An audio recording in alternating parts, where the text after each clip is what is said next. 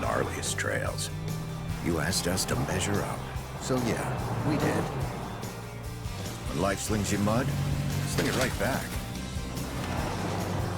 Stay strong, Toyota trucks.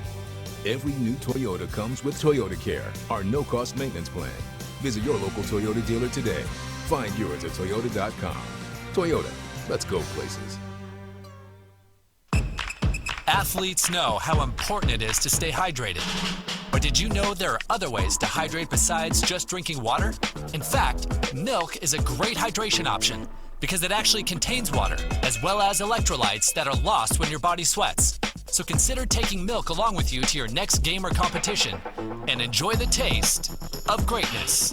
For more help finding your greatness, visit unbottled.com. It's time to start planning for back to school. That's why I got my kids vaccinated for COVID-19, so they can be protected from COVID when they're back in the classroom. Kids 12 and older can get vaccinated. The vaccines have been researched and tested. They're safe and they work. Getting vaccinated was quick and easy. You can walk into a pharmacy to get one. We got our COVID-19 vaccine, and I hope everyone will choose to get vaccinated too. Get a free COVID-19 vaccine today. Find a location near you at covidvaccine.idaho.gov. We're Valley-wide country store. For 100 years, we've been your #1 choice for food, fuel, farm supplies, and just about everything else you could need to get you through your day. We know you work until the job is done, and so do we. For gas on the go, or a little extra to help you get down the road, you can count on us. We are proud to employ your neighbors and to be a cornerstone of your community. We're Valley-wide. Yesterday, today, and tomorrow. We're here for you. A hit in the morning, another between class, after school, and more before bed. Vaping sucks you in quick. Not to mention all the chemicals and health problems everyone's talking about. That's why thousands of teens are ready to take back their life their own way with My Life, My Quit. When you sign up with us, you'll get a free and simple quit plan that makes it easier to stop vaping. Visit mylifemyquit.com or text Start My Quit to 36072. You train, you sweat, you practice, you go for the gold, you give 110%, but most of all, you aim for greatness. And milk is the performance enhancer that can help get you to your goal.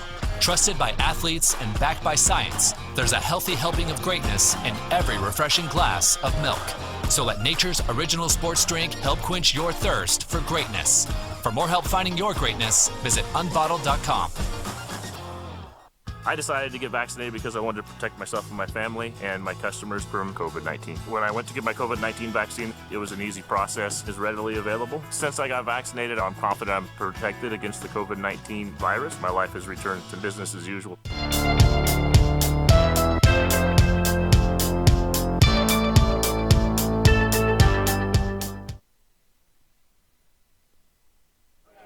Good afternoon and welcome into this IdahoSports.com Game Streams production of the 2021 Idaho State Football Tournament. Tournament coverage on IdahoSports.com is presented by the Idaho Division of Public Health, your local Toyota dealer, Valley-wide co-op and country stores, and Project Filter. Stop smoking, start living. We're coming to you live on an absolutely gorgeous Chamber of Commerce Thursday in Rockland, Idaho.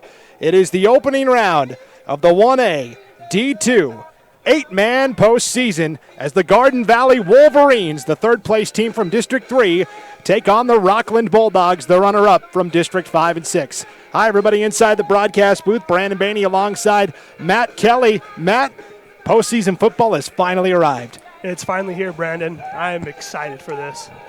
Kicking it off here in Rockland, there's nothing better. Yeah, this is going to be such an exciting contest. And contrasting styles a little bit. Garden Valley typically in the past has been a run-heavy team. A little bit more of a mix this year in Rockland. We know they love to spread it out and throw the football, which, according to head coach Jerry Hunter, says the weather today should play right into our hands. So, well, the captains will meet in just a moment, but right now we're lining up for the national anthem. So what we'll do is step aside. We'll come back and tell you a little bit more about each of these teams and get you ready for the opening kickoff as the postseason is underway on IdahoSports.com. Garden Valley and Rockland. A little 8-man showdown headed your way next on IdahoSports.com.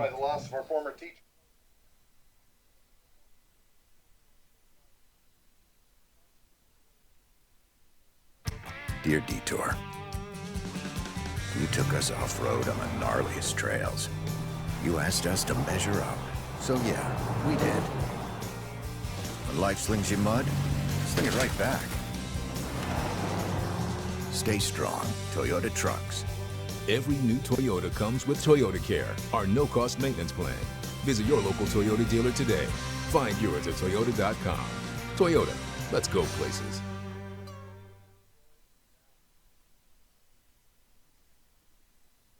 I decided to get vaccinated because I wanted to protect myself and my family and my customers from COVID-19. When I went to get my COVID-19 vaccine, it was an easy process. It's readily available. Since I got vaccinated, I'm confident I'm protected against the COVID-19 virus. My life has returned to business as usual.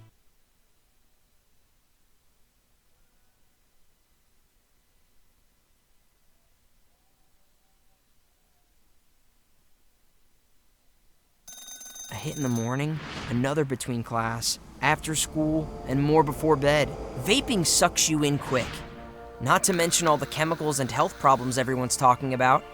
That's why thousands of teens are ready to take back their life their own way with My Life, My Quit. When you sign up with us, you'll get a free and simple quit plan that makes it easier to stop vaping.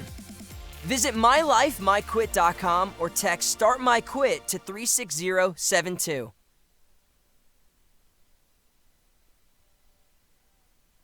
I'm Dr. Christine Hahn. I'm an infectious disease doctor, and I'm Idaho's medical director for public health. It's my mission to keep our communities healthy and safe. That's why I believe every Idahoan should get their COVID-19 vaccine. The vaccine's been tested. It's proving to be very safe, and it's the most effective tool we have to stop the spread. Walk into a pharmacy or visit covidvaccine.idaho.gov to find your free COVID-19 vaccine.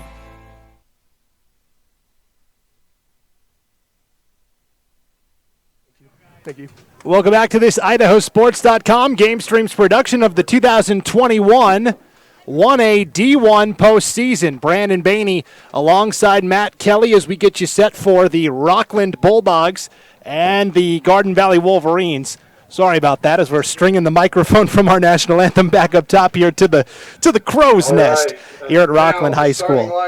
Garden Valley Wolverines. So Garden Valley comes in, Matt, as the third-place team from District 3, a 3-5 overall record, but they played a really tough schedule. Their first two games of the season were against Cary and Dietrich, the two teams that played for the 1A D2 state championship a year ago. Yeah, it's going to be interesting to see what Garden Valley comes out with tonight. I think there's definitely something to be proved here against this number 2 Rockland Bulldog team, and I think it just be a good game. Yeah, so Garden Valley had this historic senior class, right? Guys like Covey Kelly and Corbin Fields and Josh Gillespie that had success in pretty much every sport they picked up. They've all graduated, and now it's kind of the next generation of Garden Valley stars. The names are the same, the last names anyways. You've got guys like Gavin Kelly and Tacoma Kelly, related to Covey Kelly, right? You've got Corbin Fields, his younger brother, Hudson Fields. He'll be at quarterback today for the Wolverines. So it's just kind of the next generation of stars for Garden Valley. Yeah, you see that a lot in these small town schools. You got a lot of family. It's a family event here tonight, and you see that also on the Rockland Bulldogs. I see a couple parishes tonight. Eric Parish, JT Parish, Troy Parish. I think they had an older brother a couple years ago that played named Kay Parish, and you see on our way up we saw Herman Lane, right? Herman Lane, exactly. Yeah. There you go. Yeah. So for Rockland, yes. The Bulldogs come in with a 5-3 overall record, so they're the inverse of Garden Valley. The big game that everybody's talking about is that game at North Gem last week. The Cowboys won that contest 62-18 to win the conference title, relegating Rockland to second place. They still get the home playoff game. Talking to head coach Jerry Hunter prior to the game, he said, it was just a windy night. It's kind of cold.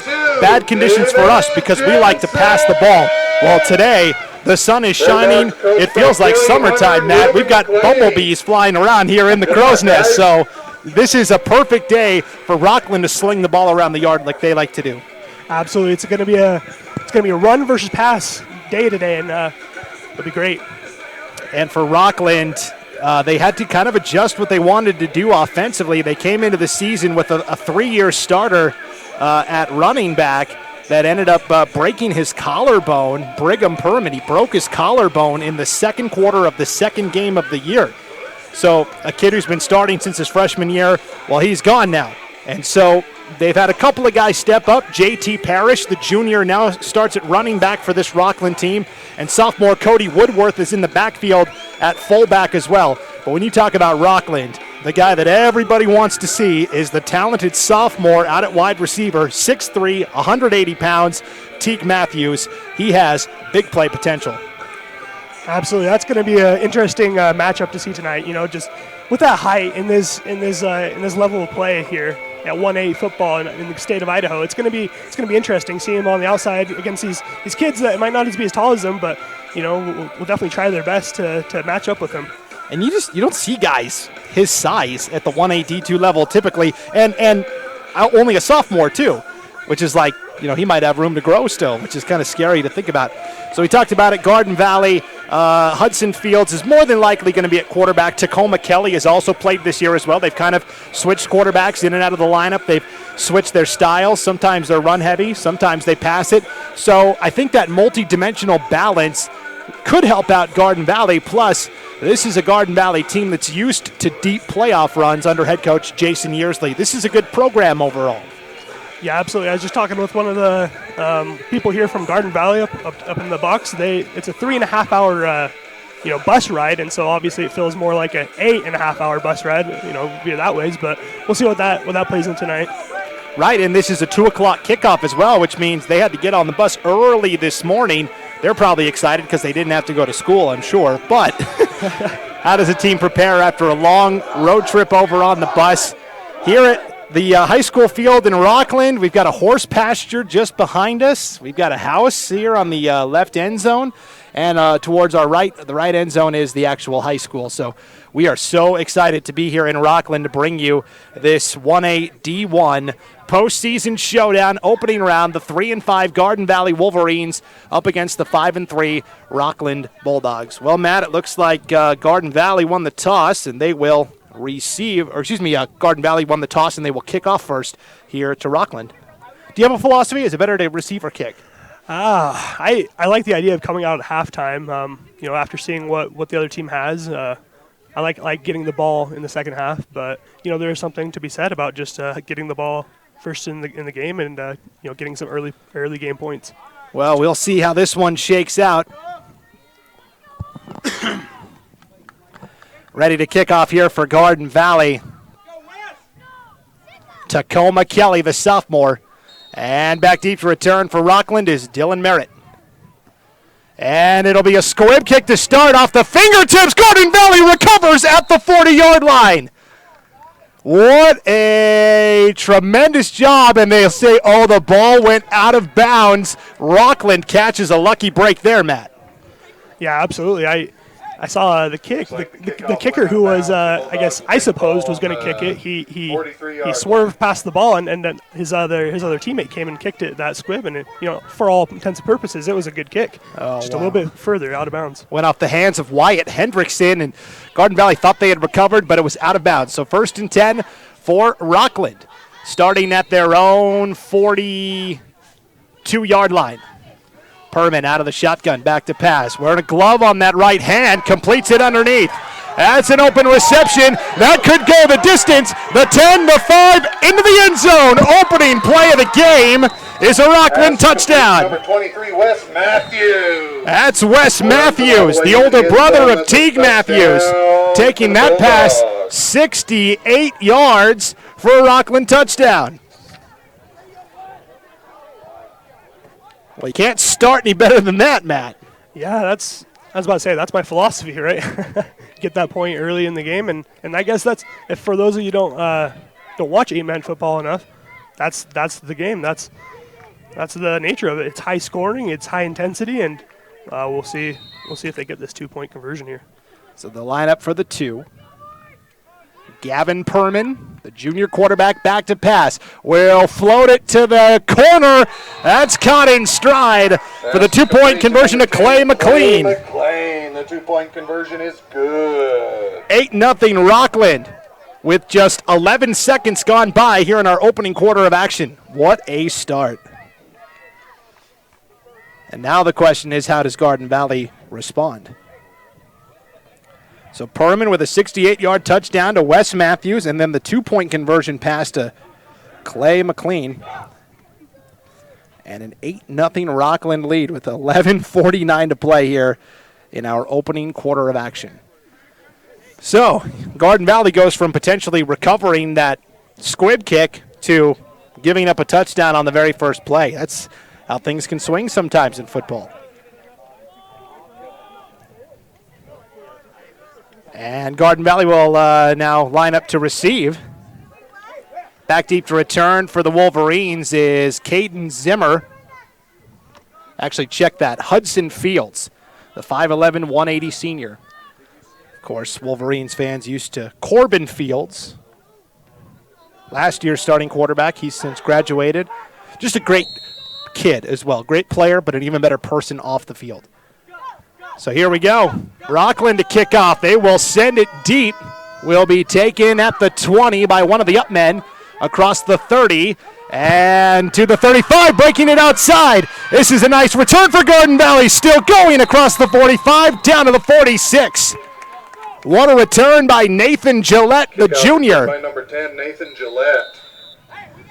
And now Gillette comes up a little slow at the end of the play as well. So a great return by Nathan Gillette of about 30 yards, and now they'll have to try and help him up. As again, Garden Valley just continues to have bad luck here in the early going. Yeah, junior Nathan Gillette, he's 6'1", 180. I didn't quite see what happened. I guess maybe just he rolled a little bit awkward as he's being brought down or something. Yeah, so while they attend to him, we will let you know that today's game on IdahoSports.com. Brought to you by the Idaho Division of Public Health, your local Toyota dealer, Valley-wide co-op and country stores, and Project Filter. Stop smoking, start living. So we will flip the field now. That'll be 1st and 10. Garden Valley with the ball for the first time today. And it looks like it'll be an I formation to start here for the Wolverines. 11:39 to play, opening quarter of action. Handoff right side, banging into a couple of guys and taking it for a gain of 2. On the carry is Aaron Noakes. Ball was carried by number 34, Aaron Noakes, brought down by several Bulldogs for a gain of 3 on the play. And Gavin Kelly took that first snap at quarterback for Garden Valley. They've played, 3 different guys this year at the quarterback position.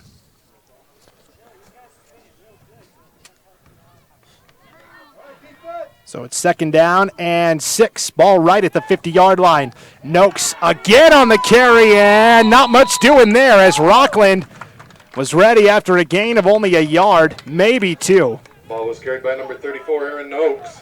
That was Noakes again on the carry.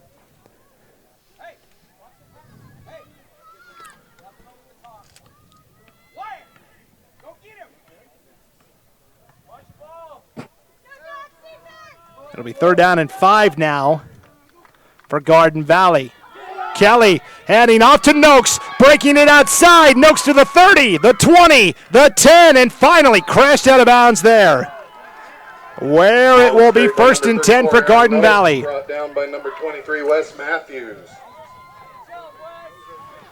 So Noakes breaking it outside that time, and a nice run. Taking it all the way inside the 10, where it'll be 1st and goal from the 9-yard line. Back to pass. Gavin Kelly floats it. Short and incomplete. 2nd and goal. Actually, 2nd and 10 from the 14. I was off by 10 yards. 13, Tacoma Kelly, but was incomplete. That happens sometimes. So Garden Valley, a nice response here on their drive.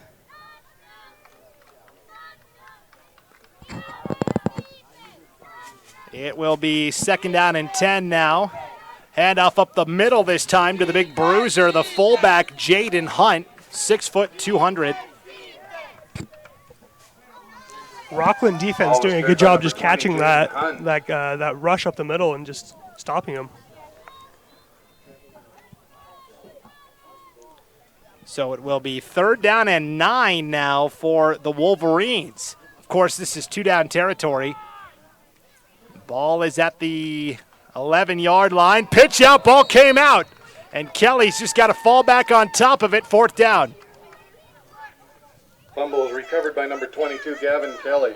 Let's see, you're about on the 14-yard line. It's 4th down. You get a first down within the 2-yard line, I suppose. 2 or 3-yard line, I guess. You go for it here. Oh, yeah, certainly. Back to pass. Kelly is sacked. Coming up to make the stop for the Bulldogs, J.T. Parrish. Number 1, J.T. Parrish. Bulldogs will take over on downs. So J.T. Parrish with the big sack on 4th down. And the Rockland defense holds. Here with 9:15 to play in our opening quarter of action. So Rockland now takes over. 1st and 10. High snap. Perman back to pass. Going to loft it. A one-handed catch. Hauled in. Teague Matthews, the sophomore. Teague Matthews into the secondary across the 50.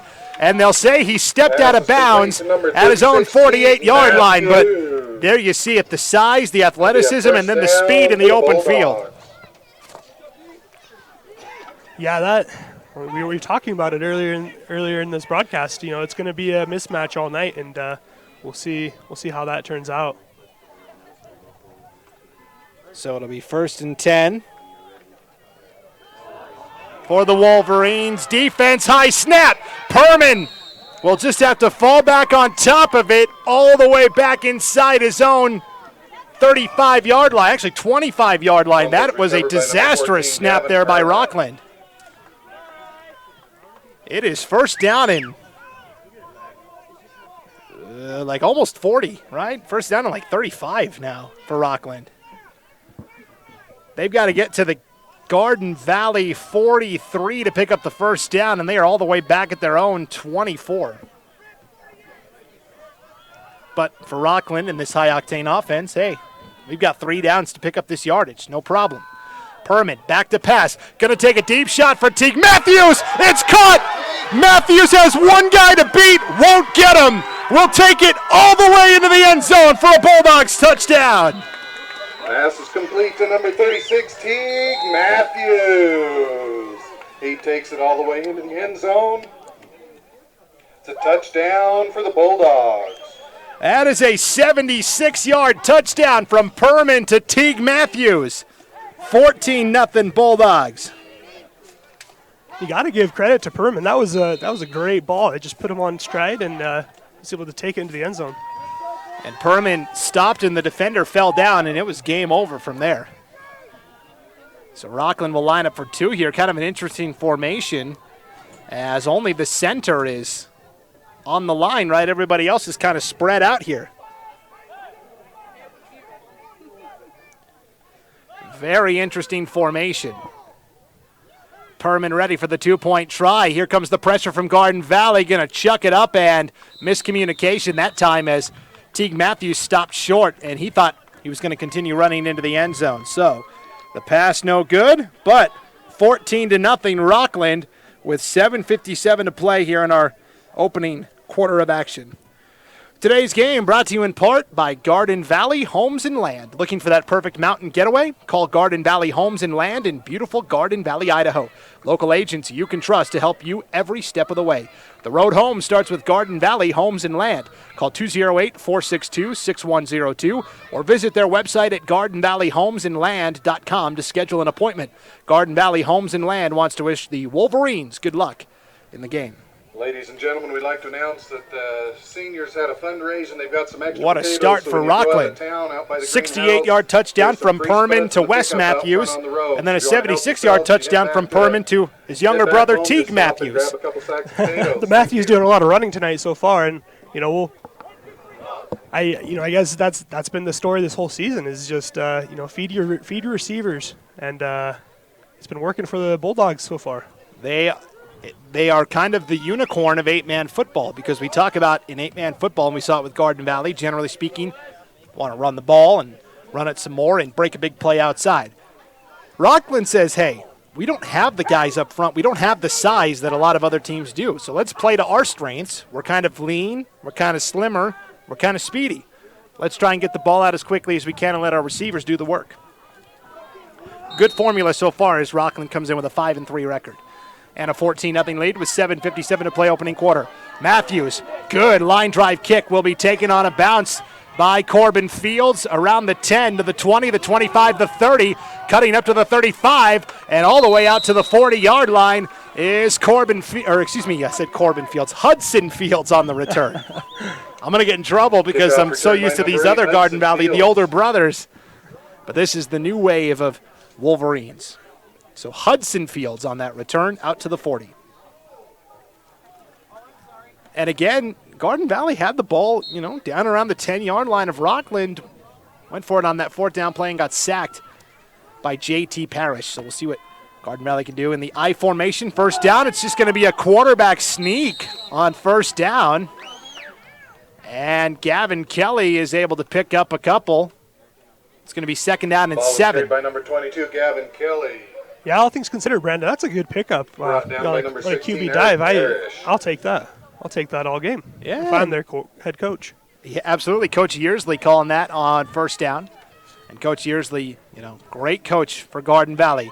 Off tackle this time. Noakes a big run.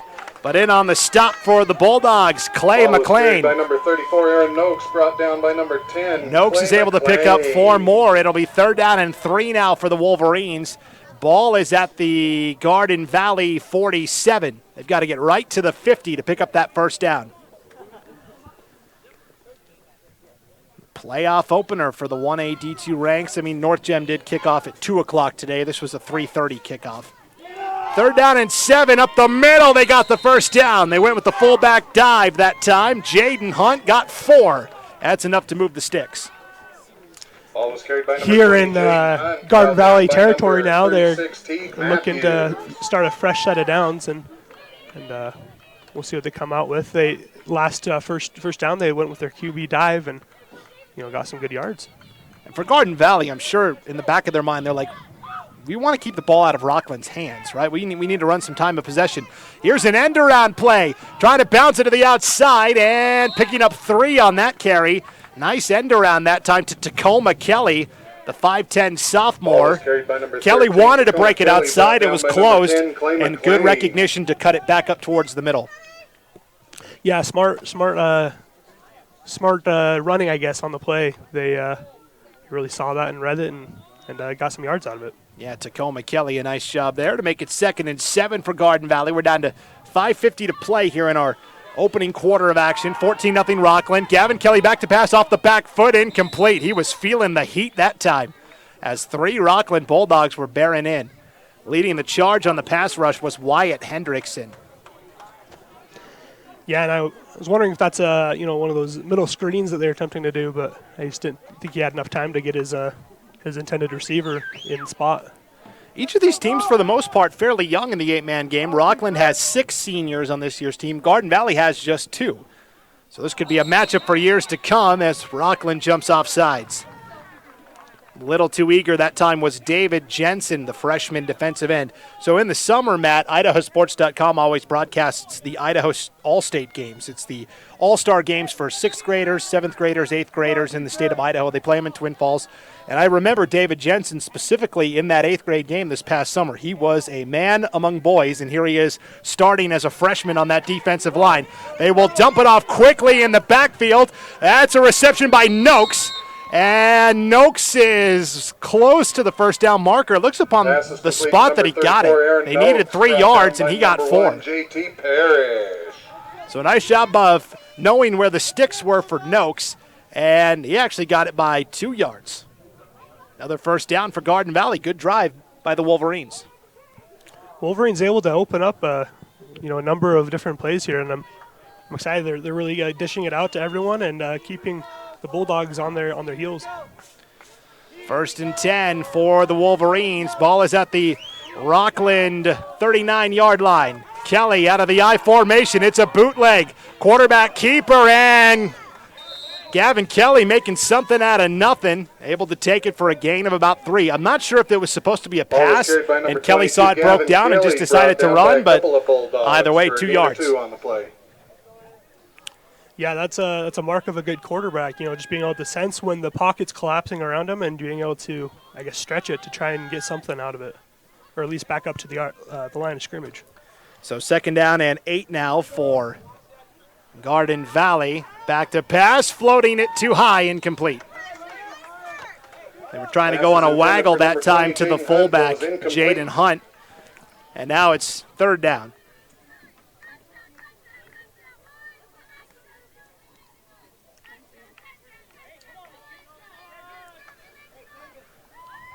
Rockland with a couple defensive stalwarts on their team. I've noticed they gave us a sheet here that gave them their tackles, and they have a couple good guys on their line that's has upwards of 15, 14, 16 tackles in the season. Ball came out. It's recovered by Rockland.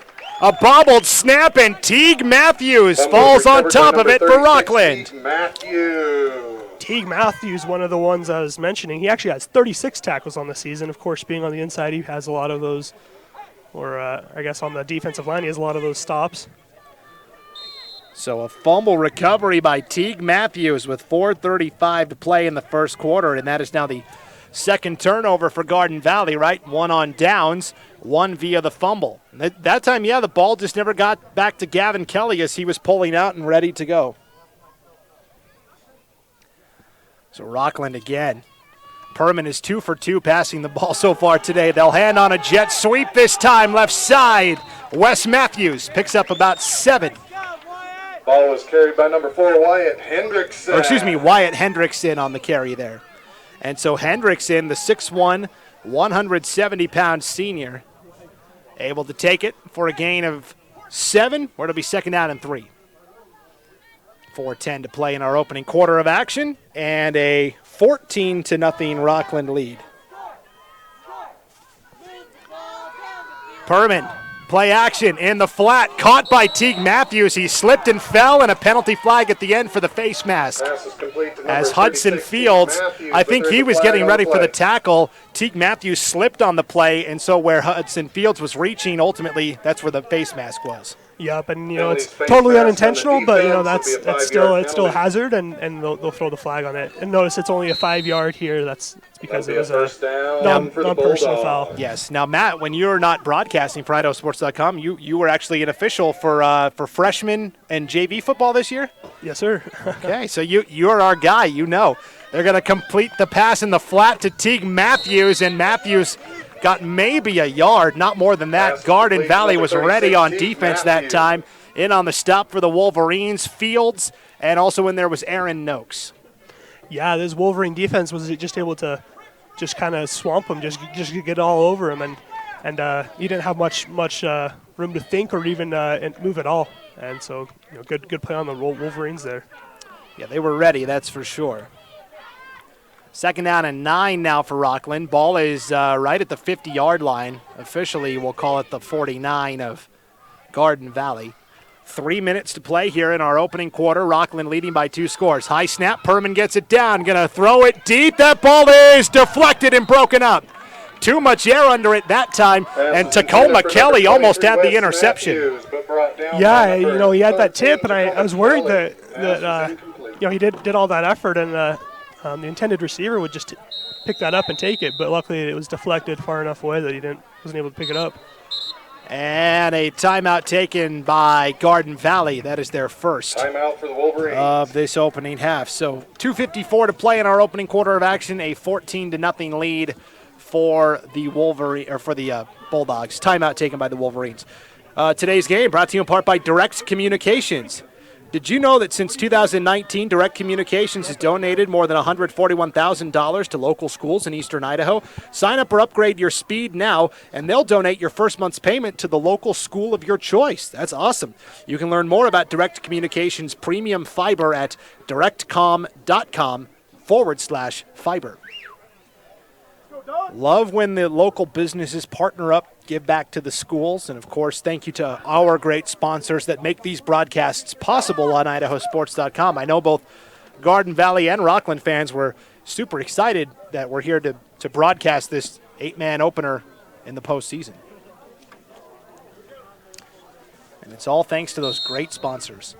Out of the timeout, 3rd down and 9 for Rockland. I formation under center for the first time today. They'll turn and hand off and nowhere to go. Hendrickson right back to the line of scrimmage. Number 4, Wyatt Hendrickson. On the stop for Garden Valley. That time, Jaden Hunt. 4th down. Yeah, Garden Valley, just using the eye test, they definitely have the size as far as the line is concerned, and I think that's showing right here. Yeah, Garden Valley's got some big dudes. I mean, I'm looking at number 50, closest to us, David Easterday, 6'2", 240. I mean, Rockland just doesn't have anybody that can match that kind of size.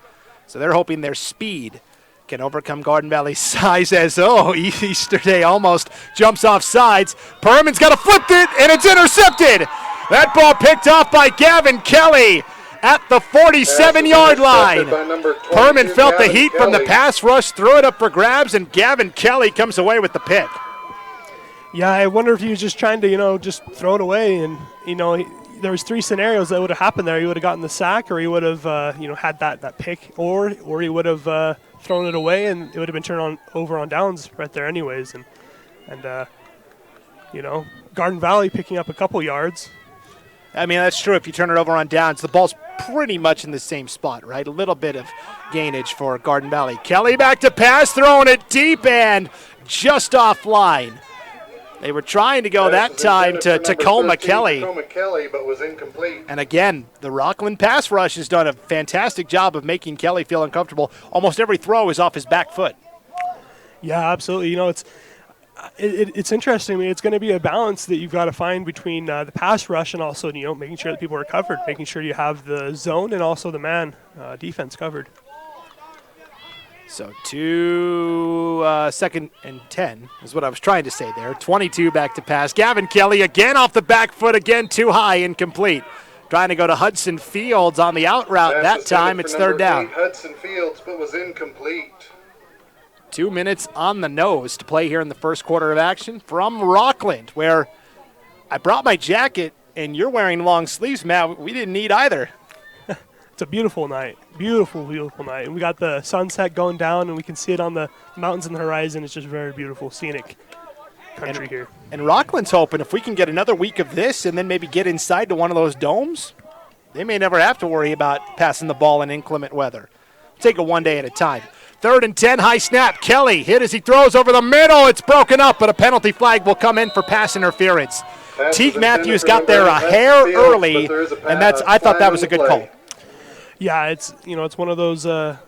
It's definitely in the moment. As an official, you gotta really see it, and people are going to be upset with you either way. But it's a good call. So, as your first year as an official at the lower levels, Matt, what was the biggest thing you learned, or a preconceived notion you had coming in? It's funny. I always joke that. I use glasses, but I never wear mine, and it's just fitting that I'm an official, right? So I can't see it, but no, it's really all about how much you love the game, and it's just the fact that I love the game. So, yeah, false start here against Garden Valley will back it up 5 yards, so it'll be 1st and 15 now for the Wolverines. Ball will move back from their 32 to the 37. Is there a particular play that or a call that you thought you knew going in that you found out was different? Oh, let me think. There was one I was thinking about the other day. It was as far as out of bounds. I think there might be a little bit of a rule discrepancy between the NFL and the college level that's what I didn't understand. Kelly back to pass on 1st and 15, going for the home run ball. The Fields overshot him. 2nd down. Of course, on the high school level, there's a couple different options. They have they can either start on the 35, or from the spot of the foul, they can go, I believe, 5 yards, or they can choose to re-kick off. And okay, so you're talking about if a kickoff goes out of bounds. Right. Yeah. Right. Yep. Should clarify that. Yeah, it's interesting how it's different at each level of competition, and we saw it. We nearly saw it on the opening kickoff today, right? Exactly. Rockland touched it first, though, and then it went out of bounds. Garden Valley thought they had it on that opening kickoff. 2nd and 15. Kelly back to pass, throwing over the middle. That ball complete for a gain of 5. First reception of the day for Zaid Thompson. 5'9" sophomore. Number 5, Zaid Thompson. They got right back to the original line of scrimmage now, where it's 3rd down and 10. Yeah, it's making up 10 yards, 5 yards at a time for both these offenses. It doesn't seem like it's that big of a deal for both these teams. Final minute of the opening quarter, 14-0 Rockland lead. And yet Garden Valley's been taking a lot of those home run shots, but completing a nice 5-yard pass there over the middle again. It's off the fingertips and incomplete. Trying to go to Trinity Ross over the middle, and Ross had it and then didn't, and it's 4th down. Be 4th and 10 for the Wolverines. So certainly Garden Valley would go for it here. It's 4th and 10 with the ball at the 32-yard line of Rockland. Yes, it's another home run, as you like to say. It's a kind of go for it moment. You got to get 10 or the end zone here. Gavin Kelly out of the shotgun this time. He's got a back on either side of him. We'll see if they stay in for protection. Looks like they are. Kelly gonna loft it up deep. Another deep shot is caught for the Garden Valley touchdown. Oh my goodness, what a dime! Pass is complete to number 8, Hudson Fields. Hudson Fields on an absolute rope out of the hands of Gavin Kelly. That's a 32-yard touchdown, and Garden Valley on the board. And there it is. That's from 30 yards out. That was an amazing play, and Fields just being able to stretch out and pull that in. What an athletic move there. Now Garden Valley will line up and go for 2 with 41 seconds to go here in the first quarter of action. A lot of action here. They will hand off left side. Stiff arm trying to get in, but denied on the 2-point run. Trying to run it in was Tacoma Kelly, but up there to meet him and stop him eventually was Easton Hall for Rockland. Carried by number 13, Tacoma Kelly, brought down by number 40, Easton Hall. Regardless, though, Garden Valley on the board. 14-6 with 41 seconds to play here in our opening quarter of action. Today's game brought to you in part by Severance Sand and Gravel. They can take care of all your concrete, gravel, topsoil, and sand needs.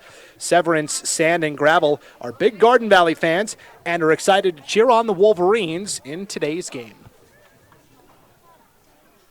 Of course, Garden Valley having to, it's like I said earlier, 3.5-hour car drive. That's, I welcome all of the Wolverines tuning in tonight. I'm glad you're able to join us.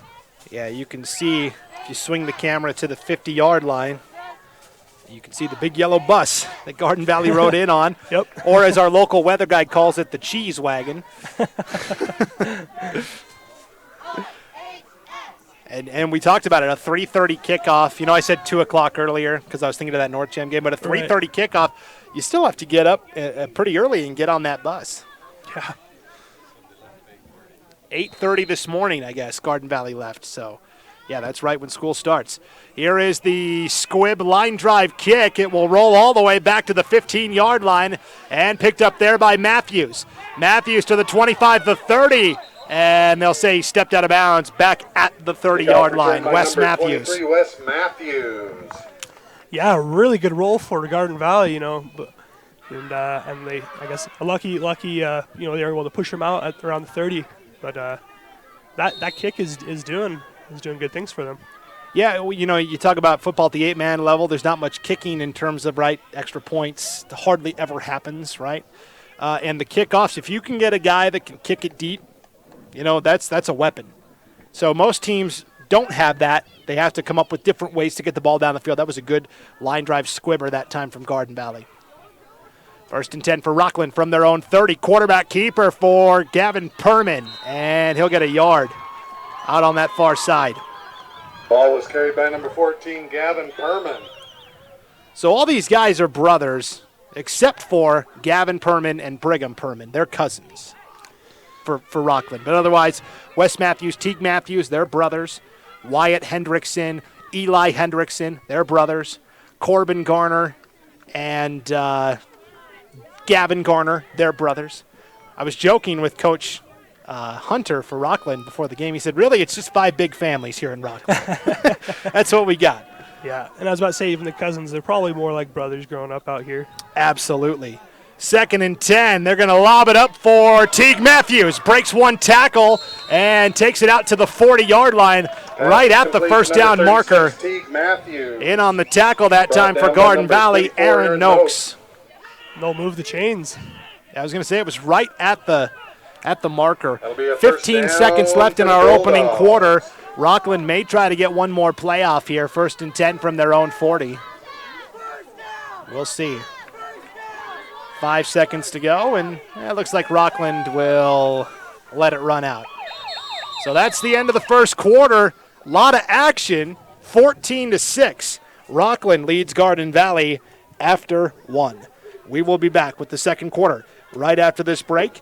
You're watching the 2021 Idaho State Football Playoffs on IdahoSports.com.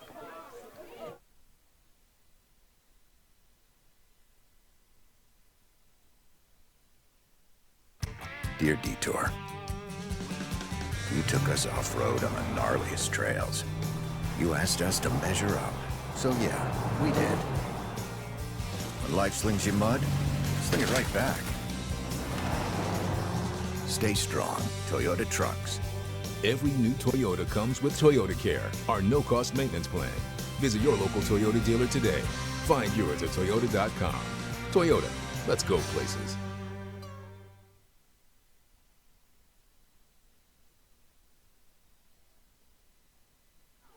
Welcome back to Rockland. Brandon Baney with Matt Kelly as we get ready for the second quarter here in this 1A D2 playoff opener between Rockland and Garden Valley. It is 1st and 10. Home run shot. Trying to go deep to Wes Matthews. Falls incomplete. Gavin Perman was feeling the heat that time from the Garden Valley rush. Yeah, just a little bit too early on the release, and obviously that's going to be something they're going to have to adjust for is the rush from the backfield on Garden Valley, and a good idea to get it out of there though, and rather than trying to turn it into an upfield, they kind of had it all sealed off there. Yeah, not much room for improvising that time.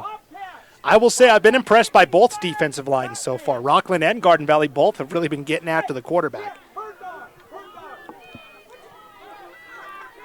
2nd down and 10 for Rockland from their own 40-yard line. Perman back to pass. Here comes the pressure again. They will throw a little pass in the flat.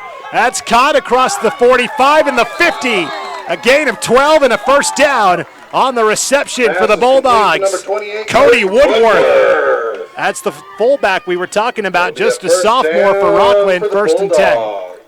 Yeah, not a lot of speed, but he just had the eyes for it, the vision. He was breaking tackles, and he was using his arm like a cannon, just really kind of making his way down the field and punched it in for a first down.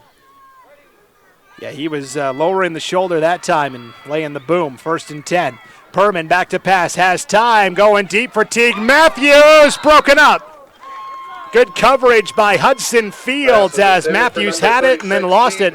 He's trying to tell our official, our back judge, that, hey, he was pulling on my jersey, but I don't know. I thought it looked clean. Yeah, that's going to be an interesting matchup tonight. Hudson, what's his name? Hudson Fields. Hudson Fields and Teague Matthews, just both great athletes. A battle of giants out there tonight. And these guys, they play basketball as well. Both teams expecting to participate at state this year. Garden Valley, of course, won state last year in boys basketball, and Rockland had a fantastic season as well. So, these guys know each other. They're not strangers. 2nd and 10. Another deep shot again for Matthews. It's caught by the fingertips inside the 15 for a first down. 36, Teague Matthews. I mean, he made that reception right on the fingertips and held on. Yeah, after that play previously, he's just thinking in his mind, don't worry, I'll get him next time, and there it is. So it'll be 1st and 10 for Rockland. Ball at the 15-yard line of Garden Valley. 10:50 to play before halftime, and the Bulldogs up 14-6. This is the postseason opener for each of these 1A D2 squads. Back to pass. Perman again, throwing it up. That ball is intercepted in the end zone. A penalty flag comes out. We'll see what the call is. On the return, though, and taking it, still going out to the 35-yard line. What an interception and return by Zaid Thompson. But we'll have to see what that flag was in the end zone. Pass was intercepted. Yeah, maybe saw a little bit of pushing off, maybe a little bit of hands, and we'll see where it goes. But a good return nonetheless. Yeah, pass interference on Garden Valley. So wipe out that interception by Zaid Thompson. That'll bring him to 1st and goal, I believe. Yep. So 1st down and... Well, it looks like it's going to be 1st and 1. With the ball at the 6-yard line. Oh, I stand corrected, yeah. And you're the guy that referees, well, there you go. It's my evidence of my first year, man. That's right. You're still learning. All right, so 1st and 1, we'll call it. They're going to toss it to the outside, lowering the shoulder, taking it to the 5, and picking up the 1st down for Rockland is Wyatt Hendrickson. And apparently he's still a couple inches short. I thought he got it. But, again, the yard marker's all the way on the opposite side of the field. We're running everything here on the near side. So 2nd and inches now for Rockland. And the ball, again, is right at the 5-yard line. Rockland getting their play verbally from their coach. Jerry Hunter, the head coach, taking good care of us here at Rockland. Perman, back to pass, floating it to the corner. It is broken up. Zaid Thompson again in coverage as they were trying to go to J.T. Parrish that time. But was incomplete. That was a nice job by Thompson in coverage to stick with it and break up the pass. Yeah, absolutely. It's I gotta imagine it's got to be. I never had this opportunity. I'm a bigger guy, so I never played out on the wings. But just the amount of fighting you can do with your hands, and then as well as trying to go up and go for the ball. I'm sure that's just a difficult play to make. 3rd and inches. They can pick up the 1st down without getting the touchdown. Perman lobbing it. That ball is again broken up by Thompson. So they've tried to pick on Zaid Thompson a couple of times now following the pass interference penalty.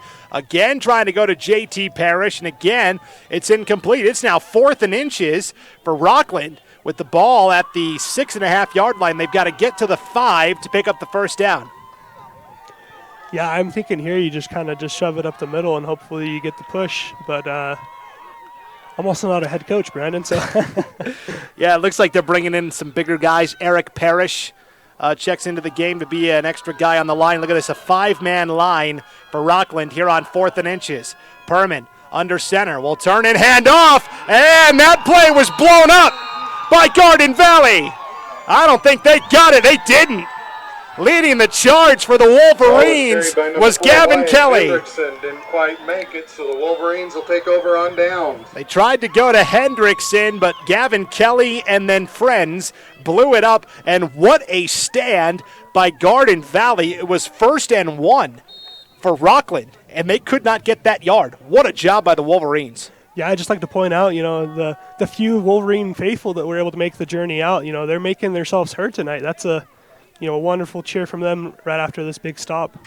Now the problem is you're backed up into your own end zone, so you've got to be careful. They'll start with a handoff to Noakes here on 1st down, and Noakes will take it to about the 9-yard line. By number 34, Aaron Noakes, brought down by number 16, Eric Parrish. It'll give them a little bit more breathing room here as they look to go on 2nd and about 8, 2nd about 9, and 8.5.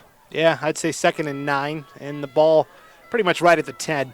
8:45 to go before halftime. 14-6, Rockland leading. Kelly back to pass and threw it too far in front of Hudson Fields that time, and now it's third down. Number 8, Hudson Fields, but was incomplete. And that time, Gavin Kelly had plenty of time to throw, but you could tell that he was still, feeling the footsteps from that Rockland pass rush because they've been in his face almost all game. So you still feel kind of jittery even when you have time to throw.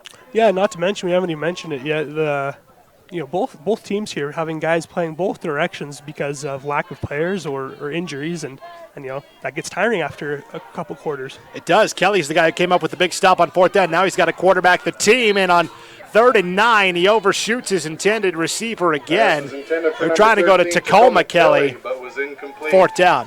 It'll be 4th and 9 for the Wolverines. So 8:34 to go here before halftime. We may see our first punt of the day. And Rockland, depending on what kind of punt this is, could get the ball in pretty decent field position. Yeah, I was going to mention, I think they kind of have to at this point.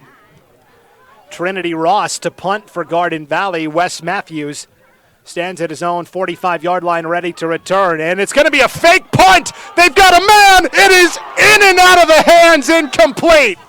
They were trying to go to Tacoma Kelly at the 35-yard line. The fake punt was there, but he dropped it at the end. Bulldogs will take over on down. What a decision to go for that there. And that would have worked. He was there, and it's just, sometimes you just can't hold on to it. But on the flip side, Rockland now gets the ball at the 10 where it's 1st and goal. But Garden Valley just held Rockland, so I like Coach Yearsley banking on, hey, our defense could get another goal line stand. Absolutely. Yeah. Oh, what a time for the fake punt, though, and it was almost there.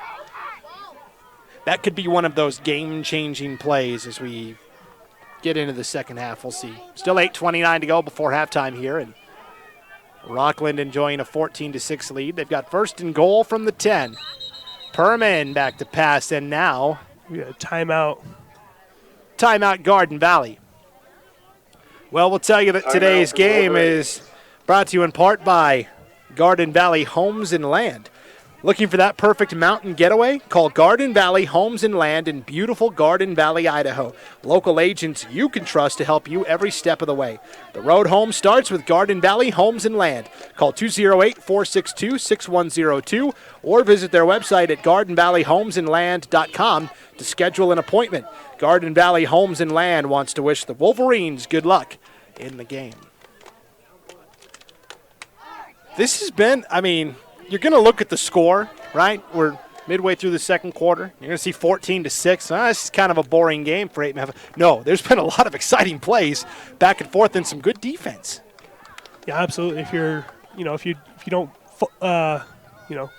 follow football enough, or are kind of newer to the sport, this is a good game to watch. You're going to see a bunch of different aspects of the game being played out here. There's a lot of running, a lot of long passes, and really good defense, like you mentioned. Yeah, this is a good 8-man showdown. 1st and goal from the 10. Perman going to loft it up for Wes Matthews. Incomplete. And again, Garden Valley is doing a pretty good job one-on-one on these receivers. That was Tacoma Kelly in coverage that time. And I love the sportsmanship. As Matthews popped up, he gave Tacoma Kelly a little fist bump and says, I'll see you on the next play. Exactly. And you mentioned that these guys know each other. They a lot of these guys also play basketball, and they just saw him just this last season, and they'll see him later this year. Basketball starts. 2nd and goal from the 10. Perman again out of the gun. Back to pass. Feeling the heat. Throwing it up and throwing it out of bounds. I'm trying to go to Teague Matthews that time. 36, Teague Matthews hadn't even turned to break out of his route yet when Perman had to release that because of the pass rush from Garden Valley again. And now, hey, here it is, 3rd and goal from the 10 all of a sudden. Yeah, definitely getting the stop that they wanted coming into this series. Garden Valley is holding them. If the Wolverines got to stop again, that would just be monumental. 3rd and goal from the 10. Perman is in trouble, but he spins out of it. Now trying to pump fake it. He'll be sacked back at the 20. That's Tacoma Kelly coming up with the sack for Garden Valley. What an explosive play by the Wolverines here on the defense. Sack by number 13, Tacoma Kelly. I think we've been building up to it all game, just seeing all this pass rush, and here it happens. How about the job by Perman to spin out of that initial contact? But because of that, they actually ended up losing a couple more yards on the eventual sack. So a timeout taken by Rockland because they've got a big 4th and goal play from the 20 coming up. We'll tell you that today's game is brought to you in part by Direct Communications. Did you know that since 2019, Direct Communications has donated more than $141,000 to local schools in eastern Idaho? Sign up or upgrade your speed now, and they'll donate your first month's payment to the local school of your choice. You can learn more about Direct Communications Premium Fiber at directcom.com/fiber. I'll tell you what, I have fiber internet in my home, and it's kind of like HD TV. Once you go fiber, you don't turn back. It is the best. Yeah, over my folks' home and over in Blackfoot, it's, the wireless, that's all they can get there, and they're thankful for it. But it's, eventually I just got to tell my parents I got to go home because I got to go up to school and get my better internet up there. Yes. Out of the timeout, 4th and goal from the 20. Everybody spread out here for Rockland. Going to take a shot, looking for Matthews. It is caught at the 5, and Matthews will take it in for the touchdown. They just went with the jump ball that time. And Teague Matthews, who's 6'3", up against Hudson Fields, who's 5'11". Just a size mismatch there. Yeah, what a play. His feet got up off the ground, and like you said, just reeled that in. So a 20-yard score to Teague Matthews. And now the conversion try, and again, this would kind of be like the swinging gate in 11-man football, right, where you've got one guy out here and then everybody else is kind of spread out. We'll see what happens here. Perman back to pass, floating it over the middle, and incomplete. They were trying to go on the slant to J.T. Parrish, and he just never got the inside edge. That was well defended by Garden Valley out there on the perimeter by both Hudson Fields and then the safety who ended up getting his hands on it, Gavin Kelly. So 20-6. Rockland, the score remains.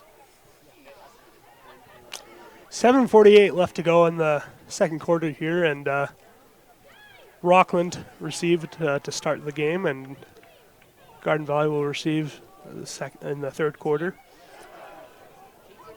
Still a beautiful day. We got a little bit of clouds coming up over the hills, and making a little overcast. Now, don't say that. I left my jacket in the car. I don't have time to, because we're up here in the crow's nest. All right, I'm gonna have to, like Mission Impossible style, jump out of this thing to go sprint to get my jacket. So don't start jinxing us now, Matt. Yeah, I better not. A couple other games happening around the state. I'll see if I can get some scores. Yeah, North Gem played earlier today, right? They were hosting Camas County. That game kicked off at 2 o'clock in Bancroft. 7:48 to play before halftime, 20-6. Rockland with the lead, and Wes Matthews ready to kick off to Hudson Fields for Garden Valley. Look at that kick. Oh, baby, he booted that through the back of the end zone. This is what I talked about. If you got a kid with a leg like that in 8-man football, that's almost a weapon in and of itself. Yeah, and I was about to say, I don't understand why they haven't been doing that all game, with Garden Valley getting these big returns each time. Might as well start them on the 20-yard line. So 1st and 10 for the Wolverines. 7:48 to go before halftime. Down 2 scores. This isn't a must-score possession for Garden Valley, but it feels like it's kind of an important one here. Yeah, so absolutely. See what the Wolverines can do here on 1st and 10 from their own 20. Gavin Kelly still in there at quarterback. He's wearing the number 22, so don't be thrown off by that. Kelly, high formation, handoff to Noakes, trying to bounce it outside, but he's swallowed up in the backfield. Great penetration by Eli Hendrickson. Noakes brought down by number 24, Eli Hendrickson. Had lost a yard, 2nd and 11. Yeah, you mentioned the number 22. You see that often in 8-man football, and I think it's pretty cool. It reminds me of old school football. That's right. 2nd and 11. Handoff again to Noakes. Noakes lowering the shoulder in. He's going to be about a yard shy of that first down marker. Ball was carried by number 34, Aaron Noakes, brought down by number 10, Clay McLean. Yeah, Noakes will take it out to the 29. They've got to get to the 30 for the first down. We're down to 6:55 to play before halftime. 20-6. Rockland with the lead. Garden Valley with the football. I formation again. Kelly under center, back to pass, pump fakes once, now in trouble, trying to take off and pick up that first down. It looks like he got there. Got to the 30 and then was pushed back by the entire defensive front for Rockland. First guy in there was Eli Hendrickson brought again. Down by several Bulldogs, but got enough for a Forward first progress down will give him the first down there, and good grab on that defender to stop him there, and then of course the other Bulldogs jumping onto that pile to take him down, but not before he got the forward progress on the 30-yard line. Yeah, that was good situational awareness that time by Kelly to, instead of trying to pass it, knowing, hey, I only need a yard for a fresh set of downs. I formation, handoff to the fullback this time, and nowhere to go, only a yard. Tough sledding inside that time, and I think on the carry, I think that was Zade Thompson, the sophomore. I'll double check that, but it was a quick hitter to the fullback.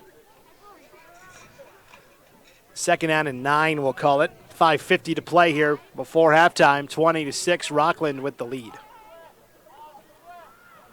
Kelly will line up under center again. Actually, on that last play, the fullback is Trinity Ross. So that was Trinity Ross, number 4. 6'1", 170. Pretty good size for a fullback. Speaking of pretty good size, Kelly is able to escape the pressure, escapes a second tackle. Kelly still running and will actually gain a yard out of this thing. Rockland had 3 different shots at him in the backfield. Gavin Kelly kept it alive and actually picked up 2 yards. Yeah, that's a very admirable trait to have as a ball runner, or just anyone that possesses the ball on offense. They just being able to not be tackled. You can do all the juking and all of the stiff arming you want, but at some point there's just something that sets you apart from other players, and players just can't wrap up and bring you down. Gavin Kelly, the elusive one, doing a great job there. And again, Rockland's defensive line bringing the heat. Absolutely. 3rd down and 8 for Garden Valley. They got to get to the 40 to pick up the first down. Handoff inside this time. Spinning and ultimately 3 yards shy of the first down. That time on the carry for Garden Valley was Hudson Fields. Number 8, Hudson Fields. They signaled they had him at the first down. I think this is going to... Oh, wow. Okay. I thought he was a yard or 2 shy, but that forward momentum, they will put it to the 40 for a first down. 4:35 to play here before halftime. 20-6, Rockland lead. Now, we talked about Garden Valley kicked off to start the game, so they will get the ball to start the second half. So if they could score on this possession, go to halftime, score on the possession to start the third quarter, they're right back in this. Going 2 for 1, possibly. Handoff inside to Noakes. Now Noakes going to break it outside as the first down across the 50 and the 40, and finally taken down at the Rockland 39. Ball was carried by number 34. So Noakes breaking off a 22-yard run and a first down for Garden Valley right at the 40. Yeah, they're definitely subscribing to your philosophy here as far as getting on both sides of the halftime a touchdown. Well, it's not my philosophy. I'll gladly take credit for it. Or I guess just the game of football philosophy. Yeah. I wish I was that kind of whiz-bang type of football mind. But. Up in the football philosophers. Let's just say Nick Saban's not returning my calls. I was about to say. 1st and 10 for Garden Valley. Ball is at the 40-yard line of Rockland. Kelly back to pass, ran into his own guy, now throws over the middle, too low. Trying to go to Hudson Fields, incomplete. As he was dropping back to pass that time, he kind of bumped into the fullback, Trinity Ross, and it kind of threw him off a little bit. 3:35 to play before halftime here in Rockland. And just beautiful scenery in the backdrop of the varsity football field here, right? We've got the beautiful mountains and the clouds, and we're kind of nestled into the valley here in Rockland. Great scenery for a postseason Thursday afternoon football game. Here's a pitch outside this time on 2nd and 10. Started right, went back to the left. This is Tacoma Kelly picking up 9. Again, good field vision by Tacoma Kelly. Started one way, went the other. Number 13, Tacoma Kelly. Yeah, and also, keeping it in bounds, that's clock management right there. And if they can keep chipping away at this time before halftime, they ensure that they keep the ball on both sides of this halftime. Yeah, we're down to 3 minutes to play before halftime now. It is 20-6. Rockland with the lead, but Garden Valley on the move. It'll be a 3rd down and 2 with the ball at the 32-yard line. They've got to get to the 30 to pick up the first down. Kelly, it's an option play. High pitch to Tacoma Kelly. Kelly trying to escape, but he's swallowed up for a loss of a yard. That's a nice open field tackle by Wes Matthews that time. He grabbed Tacoma Kelly right around the ankle and didn't let go. Yeah, Brandon, you mentioned it was a high toss, and not only was it high, it was also kind of far. It was a good 4 or 5 yards off of where he was, and it just kind of pushed him back a little bit. As far as, it being a 2 yards for a new fresh set of downs, it's now looking at 7. Yeah, that option play lost 5. So as you mentioned, Matt, 4th and 7. And a timeout taken because Garden Valley's Gavin Kelly needs to tie up his cleats. Oh, no. Now, are you a bunny ears guy, Matt, or are you a loop, swoop, and pull? I'm a loop swoop guy, but for a long time I've stopped double knotting it, and so I'm. I couldn't help but notice we're both wearing slip-on shoes. Yeah, and that's kind of. I can do that now because it looks professional, right? There's nice loafers that you can put on that look good. Exactly.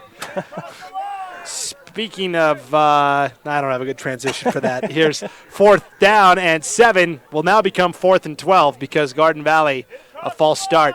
Both guys in the backfield, the fullback, Trinity Ross, and the running back, Aaron Noakes, both kind of lean forward. Can't do that. Well, it's a good thing I'm not a booth official right now. All I saw was just the Rockland player react to that. And oh, yeah, no, both of the backs in the Garden Valley backfield lurched forward. So well, there you go. That is the correct call. 4th down and 12. We're down to 1:35 to play before halftime. Now the clock becoming a factor against Garden Valley here. They're going to have to work quickly. 4th and 12. Kelly in trouble and sacked back at the 50-yard line. That's Eli Hendrickson coming up with the sack, and that's a turnover on downs. Brought down by number 23, Wes Matthews, and head coach Gary Hunter is over here on the sideline figuring out what his drive plan will be. He has 1 minute and 26 seconds to put something in before halftime here for the home team, Rockland Bulldogs. Bulldogs will take over on and downs. For Coach Jerry Hunter, that's nothing. That's easy peasy. 126, you got 50 yards to go. Perman out of the shotgun, 5 receivers wide here. Pump fakes once, now going to loft it up into double coverage, too high for Teague Matthews, incomplete. That was a dangerous throw into double coverage as Gavin Kelly and Hudson Fields were both there defensively. Yeah, it's a quick over-the-middle play right there, trying to see if they had any looks there, but the coverage was, like you said, stopped it. I'm starting to wonder if Matthews will see 2 guys every time. That could lead to other opportunities for other players, like Wes Matthews, who catches it underneath across the 50 to the 46-yard line. Wes Matthews. And Rockland will take Garden Valley will take a timeout here with 1:11 to play before halftime. So Garden Valley is thinking, hey, it's 3rd down and 6 for Rockland. We get a stop. We might get the ball back and be able to do something on our own here. But you also give Rockland a chance to draw up a play. So this is, kind of a dicey proposition. Today's game brought to you in part by Severance Sand and Gravel. Try saying that 5 times fast. Severance Sand and Gravel can take care of all your concrete, gravel, topsoil, and sand needs. Severance Sand and Gravel are big Garden Valley fans and are excited to cheer on the Wolverines in today's game. 1:11 to play before halftime in this 1A D2 postseason opener, 20-6. It is Rockland leading by 14 and facing a 3rd down and 6 with the ball at the 45-yard line. Actually, a 3rd and 5 we'll call it because they've got to get to the 40 to pick up the first down. Perman going to sling it to Teague Matthews. This is going to be a double pass. Back to Perman. It's caught at the 30, the 25. Nice swim move inside, and he will take it the distance for a Rockland touchdown. There was Coach Hunter's play he drew up, in that timeout time. He's able to drop what a trick play out to Teague Matthews, the favorite receiver tonight, and back to the quarterback. And he runs good 40 yards to the touchdown. And how about Perman making the catch and then that little swim move inside to get past the defender to take it the final 20 yards. What a play for Rockland out of the timeout. We talked about it. It's risky for Garden Valley to take that timeout because Rockland could draw up a play. Going for 2 over the middle. Double coverage, broke it up, trying to go to Teague Matthews. Pass is intended for number 36, Teague Matthews, but was incomplete. So 26-6. Rockland leading with 59 seconds to play here before halftime. You like that. He's a little winded on that play as he missed the catch. And a Garden Valley player, tapping him on the shoulder saying, good play, man, and as they go back to their huddles. That's right. So 26-6. Rockland now in front by 20 with 59 seconds to go here before halftime. And now it's going to be hard. Garden Valley is going to have to start getting some stops defensively, right? They did a good job on that goal line stand, and they forced Rockland into another 4th and out. But outside of that, they haven't been able to get the stops. And now that they're down by 20, they'll have to start getting some stops and also start finishing off some drives. Yeah, for me, Brandon, I'm a big momentum guy. I like to talk momentum. That's, I guess, if I was going to be an advocate, a football philosophy advocate on anything, it'd be momentum. And I think 59 seconds, it gives them time definitely for 8-man football, and it'll be a little bit faster than the Wolverines have been going tonight, but I think it's definitely possible. Yeah, and you talked about it because Rockland has the momentum, even though they're kicking off to start the second half. So this is Garden Valley's chance to get the momentum back on their side. We will see. I don't think they have any timeouts to work with, though, so that's going to be the other factor. Here is the kick by Wes Matthews. We'll take a bounce at the 15. Hudson Fields on the return. Will take it right up the middle and out to the 35-yard line where it'll be 1st and 10 for Garden Valley. Ball was carried by number 8, Hudson Fields, brought down by number 28, Cody Woodworth. 52 seconds to go before halftime. Garden Valley's got to go 65 yards. Try and get something here.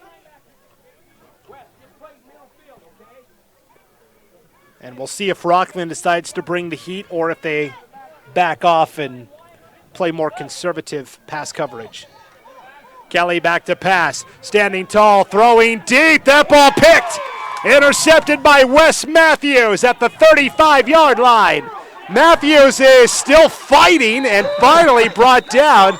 That burned an extra 5 seconds off the clock. By number 23, Wes Matthews. And you got to wonder what's going through a head coach's mind when he sees his defender, but I guess, defender's a loose term here because he's probably also playing both sides, or he is playing both sides. But, it's kind of risky getting stood up like that. You can get that ball stripped or punched away. But luckily he did kill some time. And I'll tell you what the coach is thinking because I heard him yell it. He said, "Let's score another one, boys." And I'm telling you, with 38 seconds to go, Rockland has at least a timeout left, so they certainly could. That was a big interception there by Wes Matthews. It'll be 1st down and 10 for Rockland from their own 35-yard line. Perman back to pass over the middle, a one-handed grab and a stiff arm, and this could be just what Coach Hunter wanted. One man to beat, that will go all the way for Rockland touchdown. Pass was complete to number 36, Teague Matthews. Who else but Teague Matthews? Takes it all the way into the end zone. That's a touchdown for the Bulldogs. Did Teague Matthews make the interception? That was Wes Matthews. Wes Matthews. Yep. Matthews. Yeah, the Matthews brothers, right? So Perman goes 65 yards to Teague Matthews. Well, you talked about momentum. I mean, Rockland has that bowl by the horns right now. Yeah, that's what it's looking like right now, and I think it all just comes down to pause for a second. And the 2-point pass, incomplete. Trying to go to Wes Matthews. Number 23, Wes Matthews, but was Go ahead, continue, Matt. Yeah, and I just think it's gonna come down to what they have coming out of the halftime, and obviously if you can get your boys to forget this first half, if you're Garden Valley, and just tell them to have fun. This is for a lot of these, or I guess a couple of these seniors tonight. We got. You said we have 2 for Garden Valley. For Garden Valley, for Hudson Fields and Trinity Ross tonight. This might be close to one of the last games they'll ever play, and so just have fun and just live in the moment. And sometimes that brings about change in your team's play style. Now, I will say that Garden Valley they've dug themselves quite a hole here, right? They have to play a near perfect second half of action. Is there a beyond me? Go ahead and. Yeah, you swatted it. All right, thanks. Appreciate it. As I was talking, you can't see it here on the broadcast, but as I was talking, everybody that's up in the Crozens with us, their eyes all got as big as saucers just looking at me. I was like, there's obviously a bee about to sting me. Yeah, well, people want to slap me upside the head anyways, but this is a good excuse to do it. So, yeah, as I was saying, Garden Valley now has to play almost a perfect second half where they're not only getting stops, but they're finishing drives. Now, it's not impossible, right? Comebacks happen all the time in 8-man football. No lead is ever safe. So, at this point, 26 seconds to go before halftime. Depending on what happens on this return, I might be inclined to just take it to halftime, avoid any further damage, and reset. That ball bounced off the hands of Noakes. Noakes is going to try and bounce it outside to the 35, the 40, and to the 42-yard line. Wes Matthews comes up with the stop for Rockland. Kickoff return by number 34, Aaron Noakes, brought down by number 23, Wes Matthews. Yeah, I'm liking the layout of this field. This small town field. It's really the box itself is close to the field, and that that play right there. You heard that and you felt that, and you're all the way over in Garden Valley, 3.5 hours away. That's awesome. That's right. Yeah, you did. You heard that and felt that. That was a good hit delivered by Wes Matthews, for sure. All right, we'll see what Garden Valley does here. 18 seconds to play before halftime. It'll be an inside handoff to Hudson Fields, and Fields brought down in the backfield. I think we have a flag on the Ball play. was carried by number 8, Hudson Fields, brought down by number 4, Wyatt Hendrickson, but there is a flag on the play. Maybe a face mask. Yeah, we'll see Wyatt Hendrickson. It's going to be, looks like a horse collar. There it is. So horse collar tackle. That is horse collar That on the is a defense. 15-yard penalty, right? You're putting me on the spot. I think you're right. Come on, Matt. Yeah, there's rarely any 10 yards. That's what I remember. This is secretly your evaluation today. No, I'm just kidding. Commissioner is he's looking at this right now, and he's shaking his head in disappointment. All joking aside, I think it's awesome that you decided to step up and become a high school official this season, because it's a problem. We're losing officials left and right, and we only look at the varsity games because varsity games get moved around and scheduled, but where you're officiating, freshman level, JV level, they're hurting even more at those levels. Yeah, absolutely. It's if you have had kids, go through football and you love the game and you want some gas money for the weekends, I'd pick it up. It's a good way to stay involved in the community. Absolutely. So that was a 15-yard penalty following the horse collar. 1st and 10 for Garden Valley. Now they've got a chance here. They'll complete to Hudson Fields at the Rockland 40. Brought down right there. 4 seconds to go. I don't think Garden Valley's going to get another play off. They won't. And that will be halftime. The Rockland Bulldogs flexing their offensive muscles as they lead at the break 32-6 over Garden Valley in this opener in the 1A D2 postseason. We will be back with the IdahoSports.com halftime show right after this break. You're watching the 2021 Idaho High School football postseason on IdahoSports.com.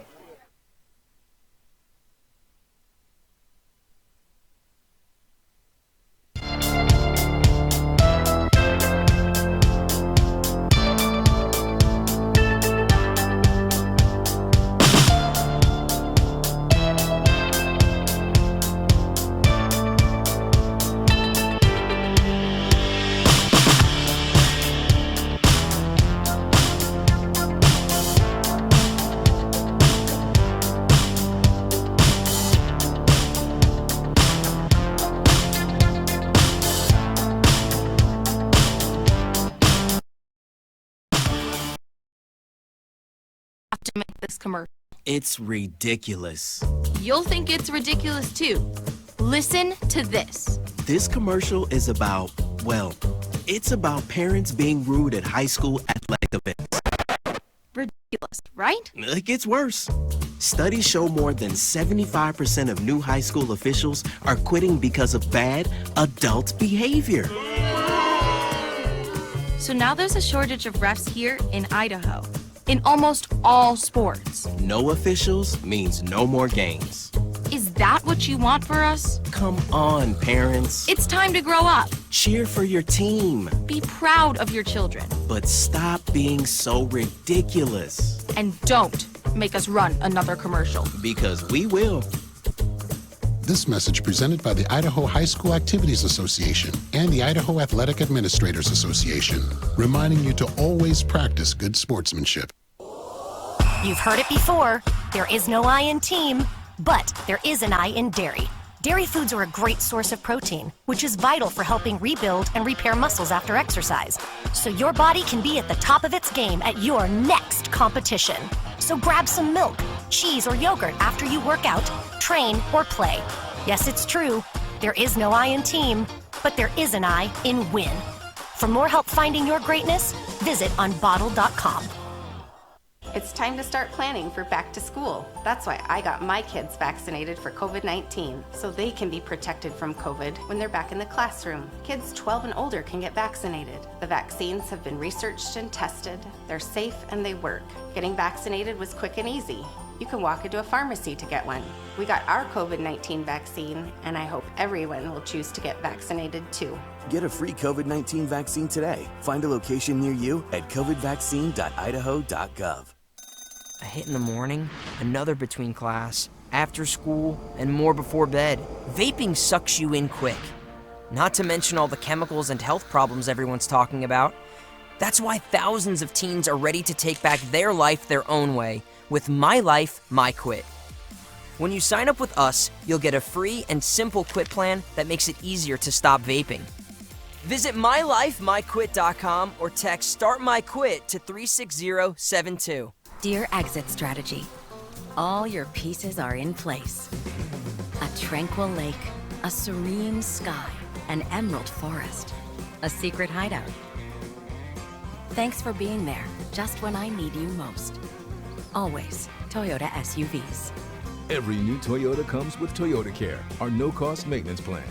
Visit your local Toyota dealer today. Find yours at Toyota.com. Toyota, let's go places. We're Valley-wide cooperative. For 100 years, we've been your first choice for residential and commercial propane, fuels, oils, and lubricants. We service HVAC, install water heaters, propane tanks, and accessories. And yes, we'll even deliver right where you need it. Because for us, serving is more than a job, it's a way of life. We are proud to employ your neighbors and to be a cornerstone of your community. We're Valley-wide. Yesterday, today, and tomorrow. We're here for you. Perform, refuel, recover, repeat. It's the recipe for success in any kind of sport. And dairy can be a key ingredient in every one of those steps. Dairy foods supply your body with high-quality protein to rebuild and repair muscle, carbohydrates to help you refuel, and fluid and electrolytes to help you rehydrate. So your personal recipe for greatness can be perform, win, repeat. For more help finding your greatness, visit unbottled.com. I decided to get vaccinated because I wanted to protect myself and my family and my customers from COVID-19. When I went to get my COVID-19 vaccine, it was an easy process, is readily available. Since I got vaccinated, I'm confident I'm protected against the COVID-19 virus. My life has returned to business as usual.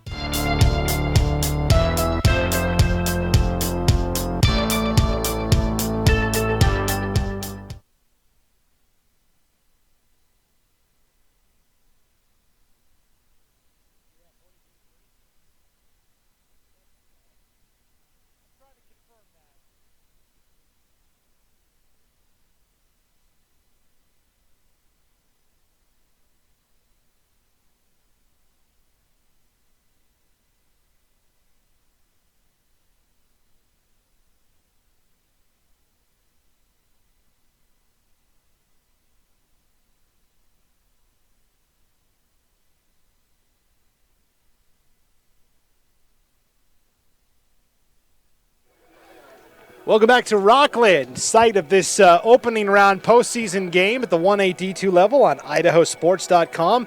There is the gorgeous backdrop that we've been looking at all afternoon long as we kind of shift into the early evening here. This game kicked off at 3:30. Rockland doesn't have lights. I kind of like the early kickoff, though. Brandon Bainey alongside Matt Kelly. Rockland is a great venue and a great place to have a football game. Yeah, and we're really really grateful to the gracious hosts here. You know, Coach Hunter setting us up real good. You know, they brought us waters here at halftime, and you know, it's a good night for football. Absolutely, they've taken very good care of us here at Rockland, and Rockland also taking care of business up on the scoreboard. Right at halftime, it is 32-6. The Bulldogs in front of the Garden Valley Wolverines. Let's kind of recap what happened in that first half because it was actually pretty wild. It all started with the opening kickoff, right? Garden Valley tried a little squib onside kick attempt. It was bobbled by a Rockland player, and it looked like Garden Valley had recovered, but they ruled that the Rockland player touched the ball and then it went out of bounds, so Rockland got to keep it. And boy, would that be fortuitous because on the next play, their very first offensive play of the game, Gavin Perman, a 68-yard touchdown pass to Wes Matthews, and the two-point conversion pass to Clay McLean. It was 8-0 Rockland, 11 seconds into the ballgame. Yeah, and that's kind of been the story of this game. Rockland just kind of taking these long shots and these opportunities in this game just to go deep, and they're finding guys in the end zone often enough. So it was 8-0 Rockland. How would Garden Valley respond? Well, they would actually march all the way down to Rockland's 10-yard line, but on a fourth down play, Gavin Kelly dropped back to pass, and J.T. Parrish came up with the big sack for the Bulldogs to turn over Garden Valley on downs. And so with 9:15 to play in the first quarter, the score remained 8-0 Rockland. Well, again, they would get the ball off the turnover on downs and would strike almost immediately. This time, a 76-yard touchdown pass from Gavin Perman to Teague Matthews. The two-point conversion pass, no good. 14-0 Rockland with 7:57 to go before the end of the first quarter. Then on the next possession for Garden Valley, they again drive deep, but a bobbled snap. Gavin Kelly couldn't handle it. Teague Matthews recovers the fumble. So we talked about an 8-man football, guys on both sides of the ball making impact plays everywhere. And so the score was 14-0 Rockland still at that point. But they would turn it over right back to Garden Valley as Perman dropped back to pass, threw it deep. Gavin Kelly came away with the interception.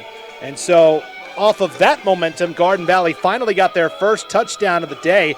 It was a 32-yard touchdown pass from Gavin Kelly to Hudson Fields. The two-point conversion run was no good, and with 2:09 to play in the first quarter, we thought we had ourselves a ball game. 14-6, Garden Valley was within a score. But very next possession for Rockland, they did what they do best, go to the air. 20-yard touchdown pass from Gavin Perman to Teague Matthews. The second time they hooked up. 2-point conversion, no good. That made it 20-6 Rockland at the end of a quarter.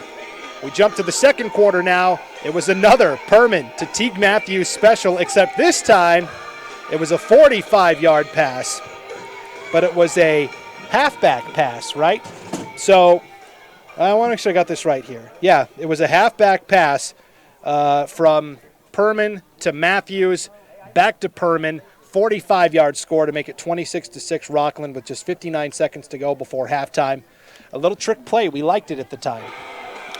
Yeah, it was, just good hands on both sides. That's always risky throwing a lateral, and it was a forward pass down to Teague Matthews, but and then just trusting Teague Matthews to make that cross-field throw. It looked good from my view. Yeah, well, and then Perman made the reception at about the 30 and did a little swim move to the inside to burn past the one defender that could have stopped him. So reverse that time. Teague Matthews, 45-yard pass to Gavin Perman, made it 26-6 Rockland. Garden Valley got it back with about 45 seconds to play before the half. Tried a late drive. Gavin Kelly deep ball was intercepted by Wes Matthews. You heard Coach Jerry Hunter say it on the sideline. He said, "Let's score one more time," and well, they did. 65-yard touchdown pass from Perman to Teague Matthews right before the end of the half, and so 32-6, Rockland with the commanding lead here at halftime. The combination of Gavin Perman and Teague Matthews has been awfully hard to stop. 3 times Perman has thrown a touchdown to Matthews, and then Matthews threw one to Perman. So together, they've combined for 4 of Rockland's 5 touchdowns.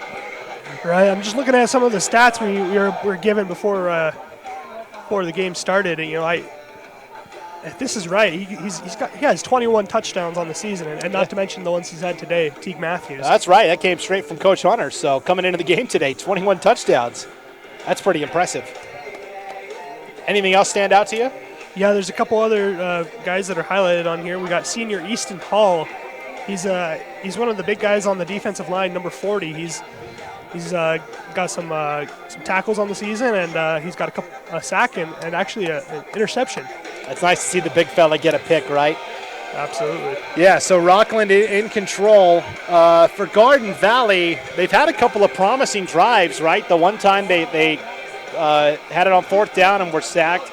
Another time they drove deep and fumbled the ball on the quarterback-center exchange. They've been just a little bit off in the passing game because of that Rockland pass rush.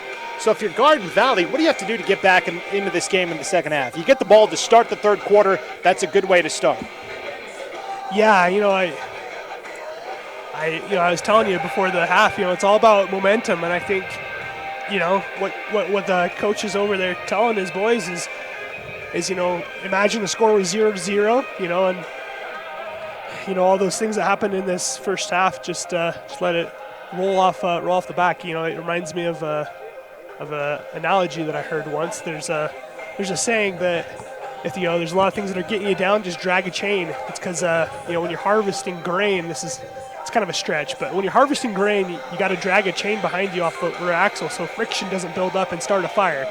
You really just got to let these things, these things go, and then just play your best ball. I think to start, they need to get the ball and just do what they do best, is just command and get these small drives and just keep getting first downs. March down, get some points on the board, break double digits and roll and keep it going. And also on defense, keep up the pass rush. Keep Perman on his toes and keep him scrambling. Keep him even if it means that he's getting out of the pocket a little bit more and getting breaks. You gotta make sure that he's feeling that pressure.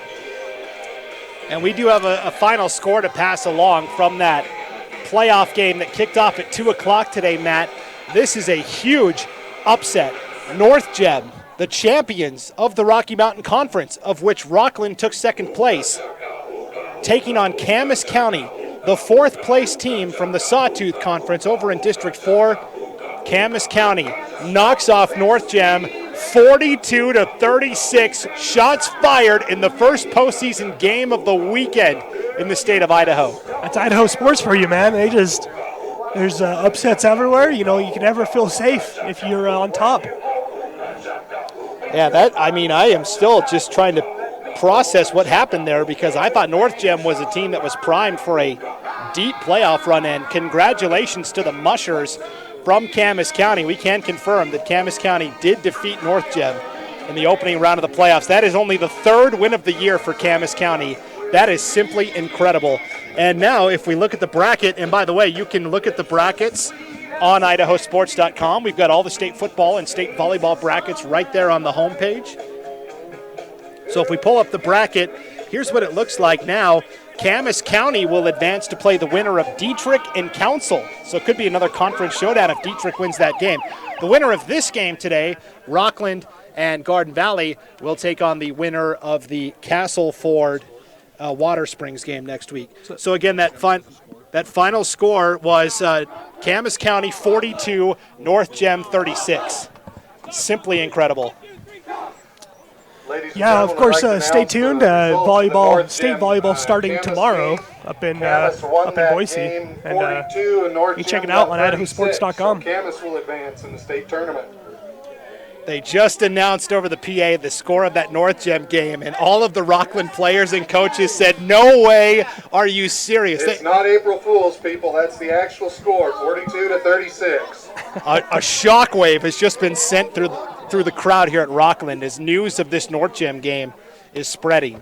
I am stunned by that. So now, I mean, Rockland, depending on what happens with Water Springs and Castleford, Rockland might be carrying the water for the conference here from here on out in the postseason. So, hey, this is what makes the 8-man game so fun and so unpredictable. You just never know. Yeah, it's a game of basketball almost, where it's high scoring, and at the end of the day, it's just whoever can put more points on the board. So, one upset already in the books. Rockland as the home team here, trying to make sure there's not a second. And we talked about it. No lead is ever safe in 8-man football, but Garden Valley is going to have to play a near-perfect second half. But they are capable of doing it. They're certainly battle-tested. They've played Cary and Dietrich this year, and Horseshoe Bend and Council. That's 4 of the 12 teams that are in the postseason at the 1A D2 level. That's half their schedule. So they are certainly battle-tested. Yeah, go ahead. I was going to say, yeah, they have a good look at going into this postseason. So as we get ready for the third quarter here, Rockland, as we mentioned, will be kicking off. Garden Valley back deep to return. Garden Valley in the white jerseys. I should have set that up at the beginning of the broadcast. Garden Valley in the white jerseys, Rockland in the blue uniforms. Here is the kick. We'll take a bounce in front of the return man for Garden Valley. And Tacoma Kelly still spinning like a top, taken down at the 30. Kickoff First return and 10. by number 13, Tacoma Kelly. The sun sets just behind us. The shadows growing a little bit longer here on the field. That's right. We're approaching 5 o'clock. Well, we're just past 5 o'clock Mountain Time. So, and Rockland, like so many schools at the 1A D2 level, they don't have lights at the field, so all the kickoffs happen in the daylight, which means Garden Valley's getting home at a decent hour tonight as well. Yeah, it's a win-win for both sides. Absolutely. So 1st and 10 for Garden Valley from their own 30, and a false start. Yeah, I think the center might have just been a little bit late on his snap there. Thought it was going to the... Penalty was false start on the offense. We'll move the ball back and replay the first down. To the second hut. Or yeah, about half the guys were moving and half the guys weren't, so something lost in translation there. It's now 1st and 15 for the Wolverines from their own 25-yard line. 32-6, Rockland with the lead in this postseason opener. Gavin Kelly back to pass. Hit as he throws. That ball is intercepted. Picked off at the 38-yard line, and on the pick is Clay McLean. Clay McLean. That's his second interception on the season, and coming in at a really good time for the Bulldogs tonight. Now, I think they're going to say that he didn't have possession of it. But it looks like they're saying he didn't actually catch it. So they're going to say he trapped it against the ground. So a lucky break for Garden Valley. Let's see if they can take advantage of their second chance. As it's now 2nd down and 15. Gavin Kelly Back to pass, has time over the middle. Too far in front of Hudson Fields. Third down. Pass was intended for number 8, Hudson Fields, but was incomplete. And you're starting to see it now more for Garden Valley. When they drop back to pass, they're keeping those 2 running backs in for pass protection because of that Rockland pass rush. There were only 2 players in the pattern that time for Garden Valley, which makes it tough. Yeah, of course, and that leaves more Bulldogs defenders to cover the down men on that for the intended reception. Yeah, I mean, you saw Fields was double covered on that last play. 3rd and 15. Kelly back to pass, feeling the heat, throwing it up for Fields. It is in and out of the hands at the 35-yard line, 4th down. Pass was intended for number 8, Hudson Fields, was broken up by number 14, Gavin Perman. It'll be 4th and 15 for the Wolverines. Yep, and there's the example of 2 directions. There's the quarterback breaking up a pass. That's right. So now it's 4th down. Garden Valley, you feel like has to go for it here. But if they don't get these 15 yards that they need, Rockland is getting the ball at their 25. Well, maybe here's another opportunity to perfect that fake punt that they tried earlier. That's right. And the wind now all of a sudden starting to pick up as well, so that could make passing a little interesting here. Gavin Kelly out of the shotgun here. Will drop back to pass. It's a shovel pass that ends up going nowhere, but a penalty flag comes in at the end, so we'll see what the call is here. They tried the little shovel pass inside that time to Tacoma Kelly. Carried by number 13, Tacoma Kelly got a yard, maybe brought 2. Down to the but backfield, but there is a flag on the play. See what the call is here. Came from the side judge on the near side. And it looks like it is a holding call against Garden Valley. Rockland will decline that, take the ball with the turnover on downs. It was a holding call on the offense. And now that Garden Valley defense really has to step it up here as was declined. Rockland will get it 1st and 10 with the ball at the Garden Valley 24. The Bulldogs will take over on downs. 11:24 to play here in the 3rd, and Rockland leading 32-6.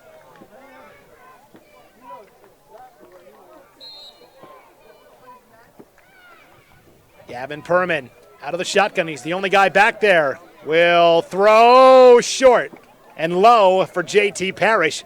Almost made the somersault catch, but ultimately incomplete. 2nd down.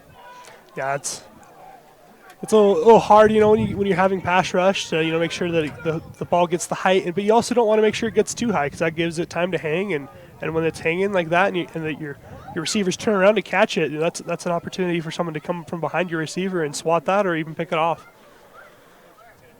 So 2nd and 10 now for the Bulldogs. We've seen them score on a lot of big plays today, right? 60 yards, 40 yards, 70 yards. But when they're bunched in tight and they're kind of in that red zone area, they have struggled a little bit. 2nd and 10 up top, and they say, what kind of struggles? But the ball came out at the end. What's the call here? I think they're going to say incomplete pass. Teague Matthews had the catch, was ready to go into the end zone, and ended up being stripped out at the very end by Hudson Fields, and ultimately they're going to say incomplete. 3rd down. And again, pretty fortunate for Rockland there because Garden Valley would have recovered that had it been a catch and fumble.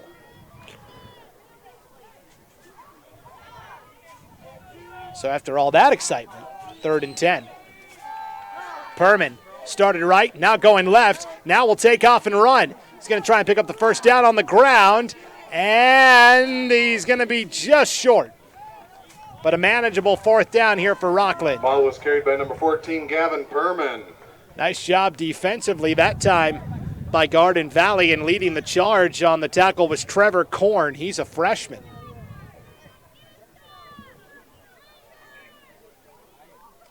So a lot of freshmen and sophomores on each of these teams we talked about. It's going to be 4th down and 3, we'll call it, for Rockland. Ball at the 17-yard line. Handoff inside. He didn't get it. They tried to go to the fullback, by number 28, Cody Woodworth. And a nice job defensively by Zayd Thompson getting in there on the tackle for Garden Valley. So there's the stop the Wolverines needed, right? We've talked about that. For some reason, when Rockland is in that red zone area, they've had a tough time finding success. They did have the one 20-yard touchdown from Perman to Teague Matthews, but outside of that, all of their scores have come from 45-plus yards out. Yeah, and you got to wonder if it's something that, Wolverine head coach Jason Yearsley was saying to his boys at halftime, about covering Matthews, that double coverage or, stopping him from being able to be effective.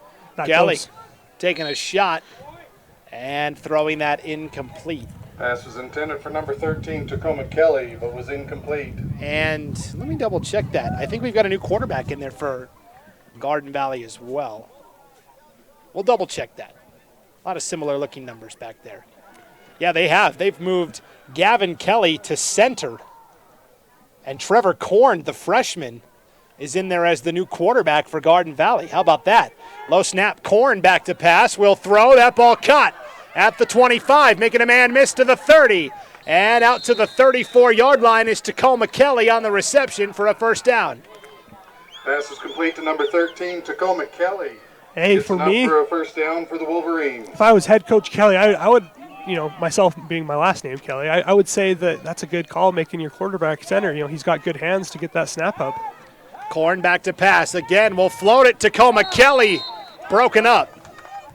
Good coverage out there defensively by Clay McLean. Tacoma Kelly, but the pass was broken up by number 10, Clay McLean. Only in 8-man football can you go from being the quarterback in one half to the center in the second half, right? And it's awesome.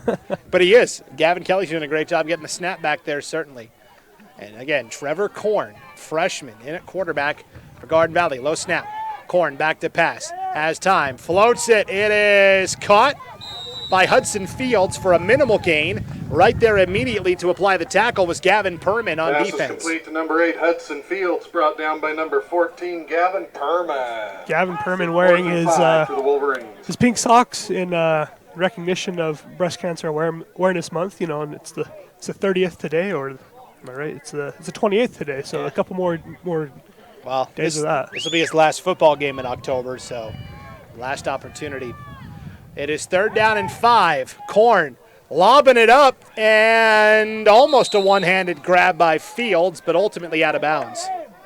Pass is intended for number 8, Hudson Fields. That ball was coming right at us, Matt. Had a lot of air under it. Yeah, I started ducking. I looked up and it was about eye level with us, and of course we're up here in the crow's nest. So 4th down now for Garden Valley. This is a big play for the Wolverines. We're down to 9:17 to play in the third. Garden Valley trailing 32-6, facing a 4th and 5 at their own 38-yard line. They've got to get to the 44 to pick up the first down. So I guess closer to like a 4th and 6, we'll call it. Wolverines get the call from their sideline. And again, we talked about, Coach Yearsley and Garden Valley, pretty regular participants in the postseason. 3rd place finisher out of the Long Pin Conference. Handoff on 4th and 6. Noakes trying to get to the edge and will not get there. Maybe got back to the line of scrimmage. That's it. As Rockland, gangbusters on defense, turns over on downs. Cody Woodworth. Yeah, that's a hard one to push there. That sweep off the edge when the DN just kind of slots in and stops you. And then he gets coverage there to kind of push you towards the sideline, and that's the only direction you have to go. Yeah, Cody Woodworth on the tackle that time for Rockland did a great job. So 1st and 10 now for the Bulldogs from the 38-yard line. This is a draw play. JT Parrish, look at little giant style. Gavin Kelly trying to bring down the jersey, ends up holding on to it. A penalty flag comes out at the end as well as JT Parrish takes it to the 35-yard line. We'll see what the call is here. So from the 39 to the 35, that's a gain of 4, but yeah, big strong running from JT Parrish. Being held down by another couple hundred some odd pounds to pulling it along with him. Well, that jersey just got about 3 inches longer. And I was going to say when they hand it down to the next kid, going to have to make sure it's a tall kid, but they've all got their names on the backs of the jerseys, so I assume they get to keep these when they're done. Yeah, there you go, and we'll keep a penalty was blocked in the back on the Bulldogs. We'll move the ball back. So a block in the back penalty against Rockland will be a spot foul penalty. They'll move it 10 yards from the spot of the foul, which moves it back to the 44-yard line of Rockland, where it'll be first down and 15.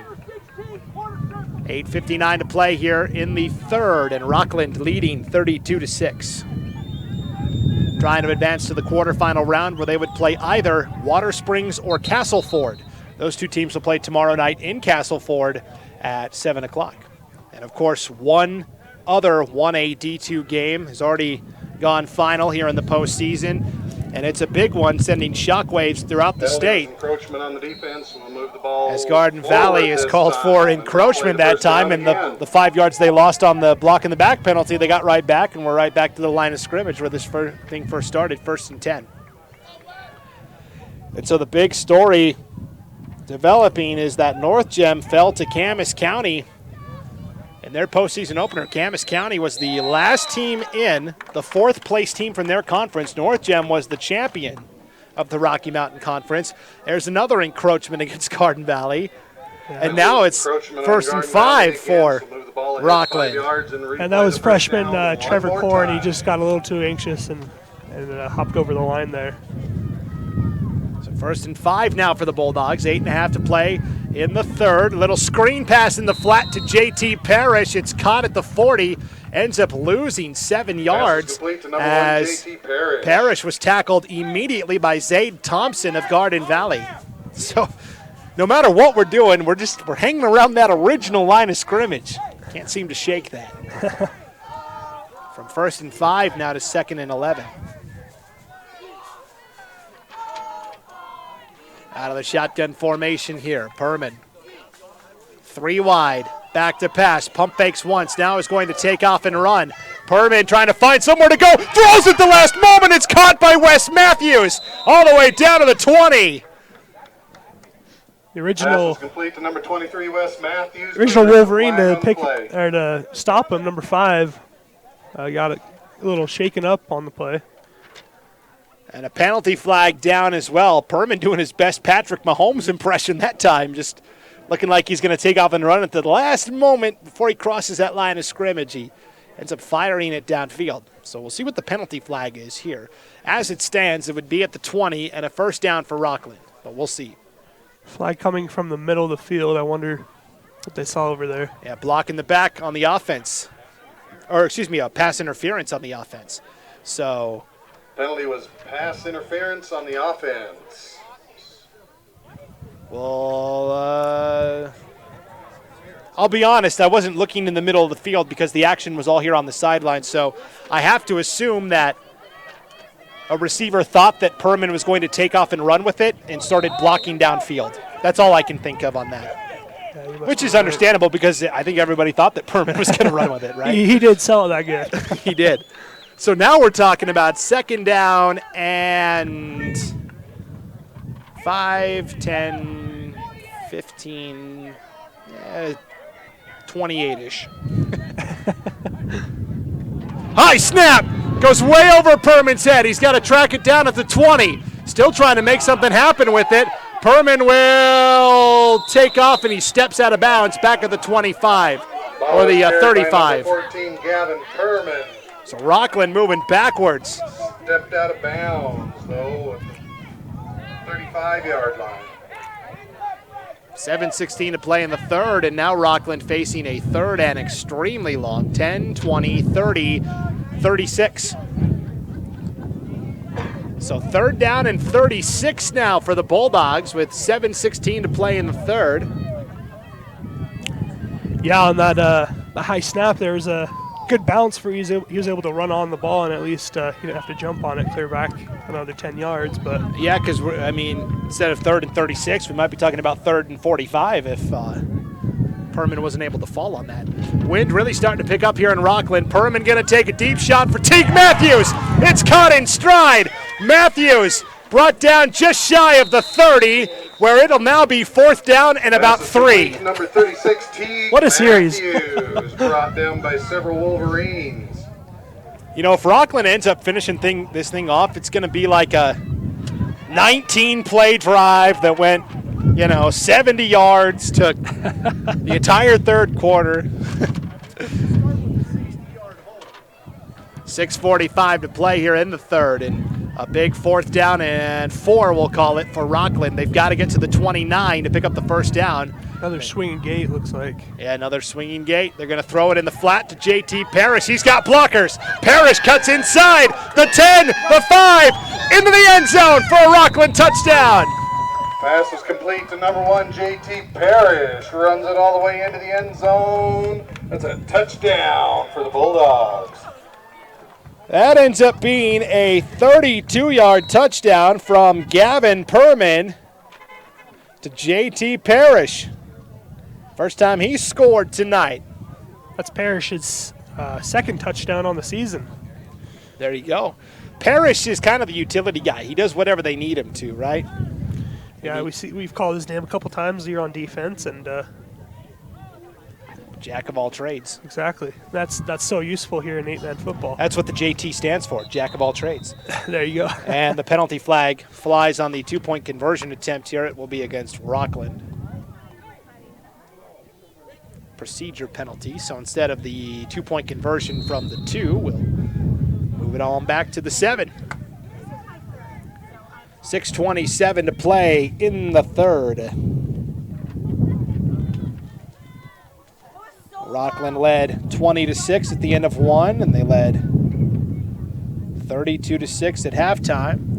Now up 38-6, lobbing it up, and it's caught by JT Parrish. Yeah, we're 7 yards away, doesn't matter. So Perman to Parrish for the touchdown and the 2-point conversion. And Rockland extends the lead to 40-6 with 6:27 to go here in the third. Today's game brought to you in part by Direct Communications. Did you know that since 2019, Direct Communications has donated more than $141,000 to local schools in eastern Idaho? Sign up or upgrade your speed now, and they'll donate your first month's payment to the local school of your choice. You can learn more about Direct Communications Premium Fiber at directcom.com/fiber. Today's game also brought to you by Severance Sand and Gravel. They can take care of all of your concrete, gravel, topsoil, and sand needs. Severance Sand and Gravel are big Garden Valley fans and are excited to cheer on the Wolverines in today's game. Well, Rockland, at some point we talk about Garden Valley's got a good scheme and they've got good athletes, but Rockland just has the size. They not size big, but size height-wise.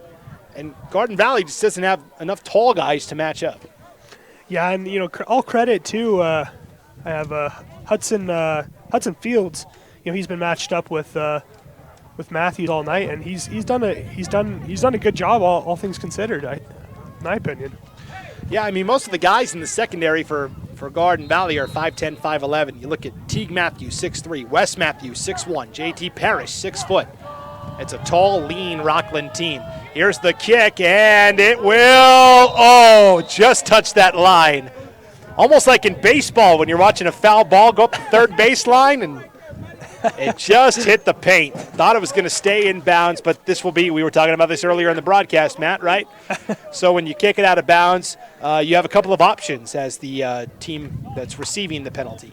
Yeah, they'll take the best option here, the 35-yard line, or what I believe they'll take, and so you can either take it at the 35 or you can make them re-kick. Yes, or you can take 5 yards from where the spot went out. Gotcha. It actually looks like they'll be re-kicking. Okay. Well, I'll tell you, with the way the wind's blowing, they're now going to have to kick off from the 40. So the ball went out of bounds. This will give Garden Valley a chance to get a return and get a touchdown quickly. I kind of actually like the call by Coach Yearsley. Move the ball back 5 yards. Yeah, And, kick and I guess, and to that end, you also have to kick off 5 yards back. Yes. So they'll kick off from their own 35-yard line now. Wes Matthews has a big leg, but Garden Valley's going to get a chance to return this. They've got Hudson Fields standing around the 30, and they've got Tacoma Kelly back near the goal line just in case it rolls back there. But Hudson Fields, I think, is going to get a good opportunity here. Line drive kick will be taken by the upback at the 35, the 40. This is Noakes on the return. We'll take it out to the 47. So Garden Valley, by making Rockland re-kick, gets the ball in much better position, about 12 yards extra field position instead of just taking it at the 35. Yeah, good call by Coach Yearsley on that, definitely for sure. 6:20 to play in the third. It is 40-6. Rockland on top.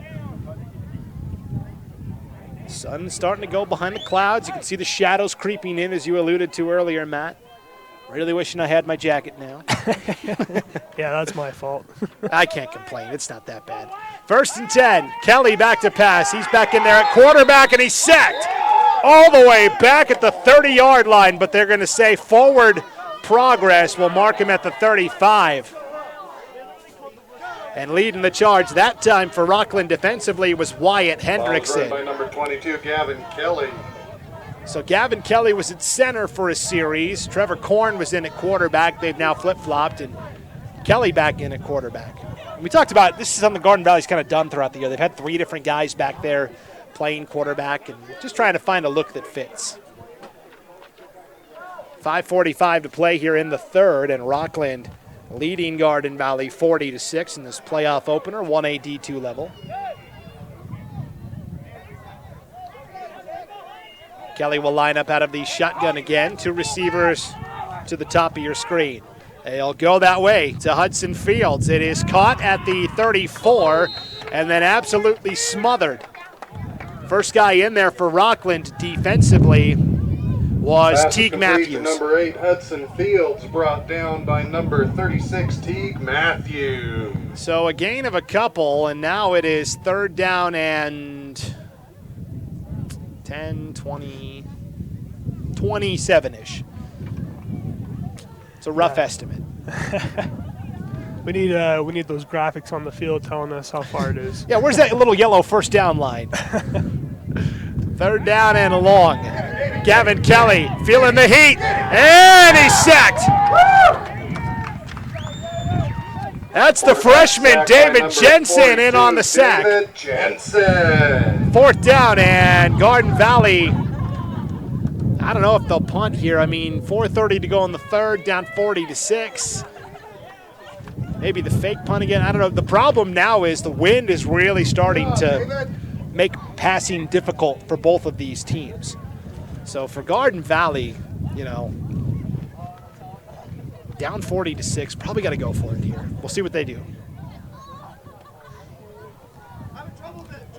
Gavin Kelly back to pass on 4th and long, feeling the heat, shakes off 1 tackler and a second. Kelly going to try and pitch it off at the last moment, and he does. This is Noakes. Noakes will be brought down at the 50. So, wow, I'll tell you, Garden Valley had to get about 30 yards, and they picked up about 25 of it. Knocked down by number 23, Wes Matthews. I mean, at the end of the play, I guess you can call it a better field position than they would have given him if they had been sacked. But not quite a punt, but better than nothing, I guess. Take over on down. The way the wind's going, I don't know if a punt gets that far. So, I mean, all things considered, not a bad idea by Garden Valley. That will go down as a 25-yard run for Noakes, even though Kelly did most of the legwork on that. 1st and 10 for Rockland now with 3:50 to play in the third, leading 40-6. They are working from their own 48-yard line. Perman with a back on either side of him, back to pass, spins the ball, fires, incomplete. Threw it short that time, and actually... Pass is intended for number 2, Aiden Radford, but was incomplete. Looks like Rockland starting to mix in some of the younger guys. Aiden Radford is in there now, who is one of these freshmen, 5 feet, 90 pounds, still kind of developing. Yep, and if he's anything like his fellow teammates here and close buddies here, he's going to get a couple more inches. Yeah, that's right. He's got plenty of time to grow. Perman going to throw it up this time, and it is almost caught despite falling to the ground on the near side. Clay McLean. For number 10, Clay McLean, but was tripped up by one of the gremlins on the field. Our PA announcer saying that McLean was tripped up by one of the gremlins on the field. It is almost Halloween. Matt, you got a Halloween costume this year? I don't. I've got a party on Saturday I'm going to. I got to figure out what I'm doing. I might just wear my reffing shirt. Oh, there you go. I was going to say, wear your headset and you can just be a broadcaster. Hey, there you go. That's a good idea. You commentate the proceedings of the Halloween party all night. 3rd down and 10 now for Rockland. Perman going to toss it Off the right side, looking for some room. William Lower on the carry. And Ball was carried by number 12, William Lauer. Beg your pardon, William Lauer. And he gains a yard. It's 4th and 9. Yeah, and you mentioned Halloween. You know, as we're driving in, we're seeing all the kids getting out of school here in Rockland, and they're all in their Halloween costumes. It was must have been Halloween party day at Rockland schools. I can't think of a better setup. You get out of school, you just walk over to the football field, take in a playoff game. Why not? 4th and 9 for the Bulldogs. 3 minutes to play in the third. Perman going to throw it up for Clay McLean. It's broken up. Nice coverage defensively that time by Garden Valley's Tim Larson, another one of those freshmen. Tim Larson.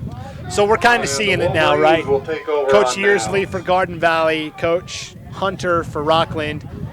Looking at the score, 40-6, 2:54 to play in the third. Let's get some of our younger guys in, get them some playoff experience. Exactly. You know, if that's one of the best things you get out of this game tonight, you know, is you know, you played your older guys real good, and you know they got what they wanted, but now you're getting these young guys their experience, and I think that's going to be invaluable to both these squads here tonight. And we talked about it for Garden Valley. You know, they come in with only 2 seniors, right? Hudson Fields and Trinity Ross. So the future bright for the Wolverines for sure. And this play blown dead before it can start. Delay of game. Yeah, delay of game against Garden Valley. Penalty was delay of game against the offense. We'll move the ball back and replay the first down. So 2:54 to play here in the third. And I'll let you in on a little secret, on a referee secret. They, most of the times, you know, because it is a hand signal count, they'll give them the benefit of the doubt, and then they'll warn them. They'll tell them, you know, hey, you got to get it out sooner. But, you know, usually at this point, they've been given their warning. And but you got to call it eventually. Yep. So. Low snap that time to Gavin Kelly, and Kelly will take it to the 50-yard line. And he got 28, Cody Woodward. He got popped at the end of that play, so we certainly hope that Gavin Kelly is all right as they take a look at him. So, we saw even in the NFL this year, Justin Tucker for the Baltimore Ravens made that 64-yard field goal to set the new record, but he had an extra second, right? The game clock had gone to 0. The official, because there's that split second where the official's looking at the clock and then looking to the play, right? Right. And in that small window of time, Tucker was able to get that field goal up to beat the Lions. So. And they counted it. Yeah. Okay, I guess you can't really take that back. You can't. I mean, what can you do, right? Exactly. And, you know, obviously the NFL is probably a little bit more strict about those kind of things. Yeah. But. Well, as they continue to look at Gavin Kelly here with 2:45 to play in the third, we'll tell you that today's game is brought to you in part by Garden Valley Homes and Land. Looking for that perfect mountain getaway? Call Garden Valley Homes and Land in beautiful Garden Valley, Idaho. Local agents you can trust to help you every step of the way. The road home starts with Garden Valley Homes and Land. Call 208-462-6102 or visit their website at gardenvalleyhomesandland.com to schedule an appointment. Garden Valley Homes and Land wants to wish the Wolverines good luck in the game. 2:45 to play here in the third. Rockland leading 40-6. As they take a look at Gavin Kelly on the field for Garden Valley, we will step aside and take a break. You are watching the 2021 Idaho High School Football Playoffs on IdahoSports.com. I'm Dr. Christine Hahn. I'm an infectious disease doctor, and I'm Idaho's medical director for public health. It's my mission to keep our communities healthy and safe. That's why I believe every Idahoan should get their COVID-19 vaccine. The vaccine's been tested. It's proving to be very safe, and it's the most effective tool we have to stop the spread. Walk into a pharmacy or visit covidvaccine.idaho.gov to find your free COVID-19 vaccine.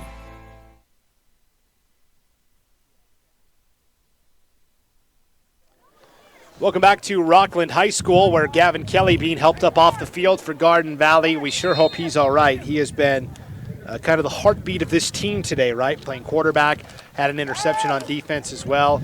So now we'll see Tacoma Kelly in at quarterback. He will throw low for Hudson Fields, incomplete. Pass was intended for number 8, Hudson Fields, but was incomplete. So it's third down now for Garden Valley, 3rd and 11. With 2:40 to play here in the third. 40-6. Rockland lead. Kelly takes a snap. Tacoma Kelly will fire over the middle, in and out of the hands of the intended receiver. Pass was intended for number 5. That's Zade Thompson. Zade Thompson, but was incomplete. It'll be 4th and 11 for the Wolverines. So 4th and 11 for Garden Valley. Going to go for it. Ball's right at the 50-yard line. They've got to get to the 39 to pick up the first down. Yeah, that's a tough throwing play right there. Just with the wind, it's coming in strong, and just obviously the pass rush we've been seeing today, it's just going to get harder. Yeah, wind all of a sudden in this third quarter really causing havoc. It's going to be a double handoff and maybe an option pass. Hudson Field's going to let it fly. It is almost caught by Zade Thompson, but maybe a little push off there, but a good no call. Pass is intended for number 5, Zade Thompson, but was incomplete. Now, I wonder if Thompson makes that catch, then maybe they throw the flag. But since it was incomplete, no harm, no foul. Yeah. A little bit of a push-off, but at 4th down anyways. They turn it over on downs. Rockland will get it back with the ball right at the 50. I've heard officials say that, we could call something on every play if we wanted to, and a lot of times we're not out there to do that, right? Right, exactly. And it's high school. And for me, when I was doing grid kid, the really young kids, and then JV and the freshmen, it's all about learning at those ages. Absolutely. Perman, high snap, gets it down, going to float it for McLean, incomplete. Tacoma Kelly, intended for number 10, Clay good McLean, coverage out there. Incomplete. Rockland wanted a flag for pass interference. It kind of looked like Kelly was holding on to the jersey, but 2nd down and 10. Yeah, Clay McLean, junior, standing in at 5'8". They've been targeting him a few times today, and I wonder if they're getting him some receptions on the season. Here's the thing, Clay McLean at 5'8". Standing next to these other tall trees, he looks like he's 5'4". He's not, but there's so many tall guys on this Rockland team. 2nd and 10. Handoff up the middle this time. That's a good run for Wyatt Hendrickson. Ball was carried by number 4, Wyatt Hendrickson. That is a gain of 9. It'll be 3rd and inches. It'll be 3rd and 1 for the Bulldogs. 2 minutes to play in the third. 40-6. Rockland facing a 3rd and inches.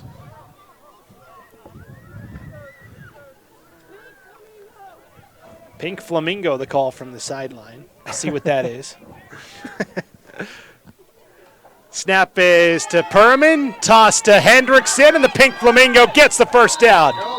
Yeah, I was about to say, I think it's just a call just to get the first down. Number 4, Wyatt Hendrickson. Right. That's enough for another first down for the Bulldogs. Right, Pink Flamingo, PF, pick up first down. That's what it, PF. Man, you're quick on that. I've cracked the code. 1st and 10 for Rockland. Fresh set of downs at the 35-yard line now with 1:15 to play here in the third. Leading 40-6 in this 1A D2 postseason opener. Winner of this game will play the winner of Castleford and Water Springs. For Rockland, that would be a familiar opponent as that ball came out, but jumping right back on top of it is William Lauer. Fumbles recovered by number 12, William Lauer. And Lauer, got a half a yard maybe. 2nd and 10, we'll call it officially. Yeah, I just kind of bounced off his stomach as he was getting that in his basket, as coaches say. Just a little bit too hard and just bounced out. He's luckily able to jump right on that. So 2nd down and 10, really 9.5. I formation, Perman, back to pass, throw it to the right side, broken up. Deflected by Zade Thompson as they were trying to go to Aiden Radford. To Aiden Radford. By number 5. And it's now 3rd down and 9. And this is an opportunity. I kind of look at this, 27 seconds to go in the third. Rockland up 40-6. They've worked in some of their backups. They still have some starters in up front and, of course, Perman at quarterback. This is a great opportunity to work on that run game because at some point in the playoffs, Rockland is going to need to be able to run the ball a little bit to have some success, especially as you get deeper into the playoffs. Yeah, you're exactly correct. Number 4, Wyatt and for what we're seeing, it's working. They're not getting anything too huge, but just being able to consistently get it. And also working out those little things like making sure you have the ball, possess it before you start running. That's going to be important to get here when you're up 40-6. Absolutely. So. Hendrickson on that last carry. It'll be a 4th down and 8 for Rockland when we come back with the fourth quarter. It is 40-6. The Bulldogs in command in this playoff opener over Garden Valley. We will be back right after this break. You're watching the 2021 Idaho High School postseason on IdahoSports.com. A hit in the morning, another between class, after school, and more before bed. Vaping sucks you in quick. Not to mention all the chemicals and health problems everyone's talking about.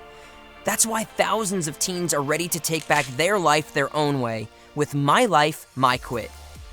When you sign up with us, you'll get a free and simple quit plan that makes it easier to stop vaping. Visit mylifemyquit.com or text Start My Quit to 36072.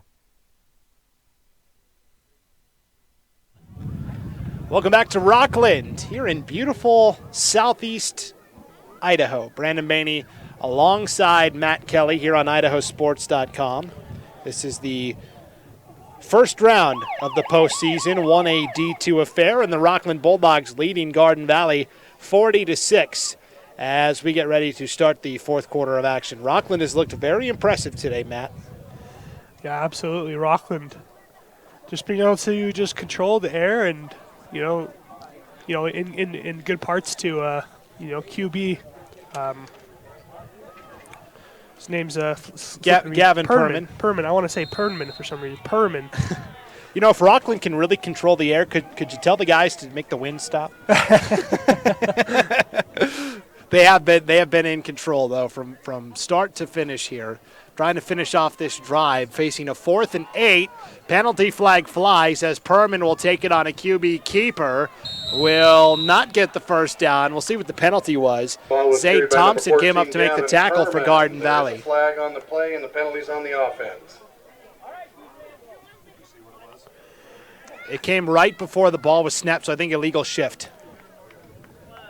And the penalty was declined by Garden Valley. They'll take the result of the play, which is a turnover on downs. Absolutely. So for Garden Valley now, this is an opportunity to get some of their, I say youngsters because, well, the whole team is youngsters. There's only 2 seniors. So, but a good opportunity to get some of those other players some momentum.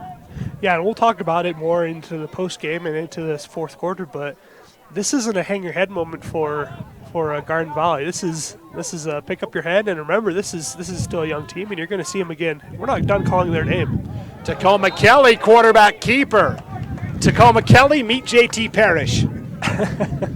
Ball was carried by number 13, Tacoma Kelly, brought down in the backfield by number 1, JT Parrish. That lost 3 yards, and it's 2nd down and 13 now for the Wolverines with 11.5 to play in this ball game.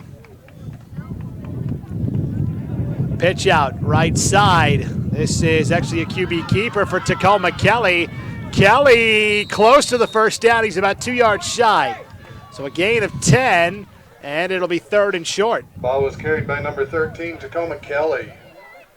So we talked about Gavin Kelly, started the game at quarterback for Garden Valley, left with an injury in that 3rd quarter. And again, we certainly hope he's okay. Tacoma Kelly in now. I formation, quarterback dive, and well enough for the first down. Needed a yard, he got 6. The ball right at the 50 now. It's been an effective play for Garden Valley today. Ball was carried by number 13, Tacoma Kelly. Yeah, we've That's definitely enough for a Wolverine first down. We've definitely noticed that a couple times today. Is just their short QB dive gets up 3 to 4 yards. I think that's something that Rockland can really take, in their run game, like you're saying, this postseason. Yeah, maybe borrow that play as they move on through the postseason. Kelly back to pass, has a man. It's Hudson Fields. just beyond his fingertips. Incomplete. Got a hand on it, but couldn't get two. Hudson Fields, but was incomplete. So 2nd and 10 now with the ball again right at the 50-yard line. 10:29 to play in this postseason opener. An impressive performance by the Rockland Bulldogs here in their playoff opener. 2nd and 10. In trouble, Tacoma Kelly. Play breaks down. He'll take off and run. Shakes off one guy, shakes off a second, and then finally brought down after a gain of about 4. Comboing on the stop that time for Rockland was Cody Woodworth and also Eli Hendrickson. So Kelly picks up 5. It'll be 3rd down and 5 with the ball at the 45-yard line of Rockland. 9:55 to play in this ball game. Toss play to the outside to Noakes. Kind of ran into his own guy, kept it going. Penalty flag comes out. Noakes picks up 4, but we'll see what the call is here. It's a face mask against Rockland. 34, Aaron Noakes, but there is a flag on the play. Now we'll see if this was the 5-yard incidental variety or the 15-yard personal foul variety. Looks like the 5-yard. Defense on the Bulldogs. So 5-yard penalty. First down because down for the Wolverines. Not because it's an automatic first down, but because within those 5 yards they got enough to pick up the first down. I think the pros call it as a result of the ensuing incident on the field. Look at you already rehearsing for that day when you're in the big leagues. LSU and Alabama, you'll see me in a couple years. Hey, don't forget about us little people, okay? You're in Rockland when you're in the big time. 1st and 10 for Garden Valley at the 40. Handoff up the middle, pushing the pile, picking up 4 on that carry. Nice inside run that time by Garden Valley's Jaden Hunt. 20, Jaden Hunt. Will be 2nd and 6 now for the Wolverines. Little hurry-up offense here. Tacoma Kelly, it's an option play. Will fake the pitch. Now says, get downfield and block for me. And Kelly's going to be a yard or 2 shy of the first down as he takes it across the 35, down to around the 32. They need to get to the 29 to pick up the first down. It'll be 3rd down and 3 here for the Wolverines. 8:40 to play in this ball game. 40-6. Rockland leading. 1A D2 postseason opener. Toss play to the outside. Hudson Fields trying to get there. And penalty flag again at the end of the play. And depending on where they rule the forward progress, it looked like Fields might have gotten enough for the first down. Hudson Fields, but there is a flag on the play. Face mask again against Rockland. On the defense. Yeah, that's, I'm trying to find, reasons to chalk that up. I'm thinking in my head maybe it's a result of younger kids just not learning, not knowing how to properly tackle, dropping down and wrapping up, but. It could be a number of things at this point. I think it's just really hard to tackle somebody in the open field. When you've got a good athlete, you're doing whatever you can to bring him down, and sometimes you grab that face mask, not intentionally. 1st and 10, ball at the 25 now. It's going to be another QB keeper for Tacoma Kelly, dancing his way across the 20 and down to the 19-yard line. Ball was carried by number 13, Tacoma Kelly. So Tacoma Kelly getting a little something going here with 7:50 to play. Rockland leading 40-6. It'll be 2nd down and a long 3 for the Wolverines. Spread formation this time as Tacoma Kelly drops back to pass. Feeling the heat, will step up and run and popped. What a hit delivered that time by Rockland's Cody Woodworth. Number 13, Tacoma Kelly, brought down by number 28, Cody Woodworth. Tackle for loss. He'll bring up 3rd and about, you get a 6 or 7. Yeah, Kelly thought he had room to run, and Woodworth closed that up pretty quickly.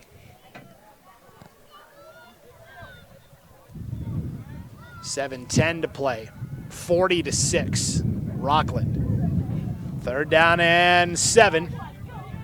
Kelly, QB sweep to the left side, looking for some blockers, and it never developed. Maybe got a yard. Hit on the tackle. Hendrickson and Woodworth again for Rockland. So a gain of only a yard. Well, a loss of a yard. now that I look at it. 4th down and 8 now, we'll call it.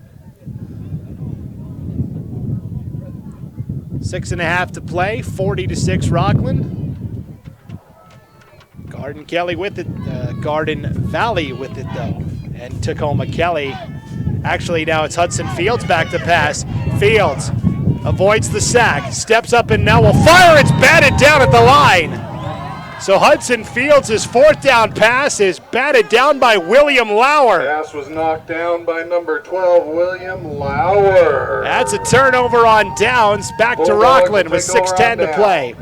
Yeah, Lauer on that play said, either you can keep running and I'll tackle you, or you can try throwing it, and then I might swat it. So, and he took his options, and Fields attempting to make a play, threw it down, and got spotted. So Rockland gets it back on downs. Perman's still out there at quarterback, but other than that, mostly backups in there now for the Bulldogs. 6:10 to play. Rockland up 40-6. We'll see what the Bulldogs do here. Perman will take the snap. Back to pass. Will complete. That ball caught by McLean. Makes a move at the 30 and taken out at the 34-yard line. Pass was complete. Clay to number McLean. 10, Clay McLean.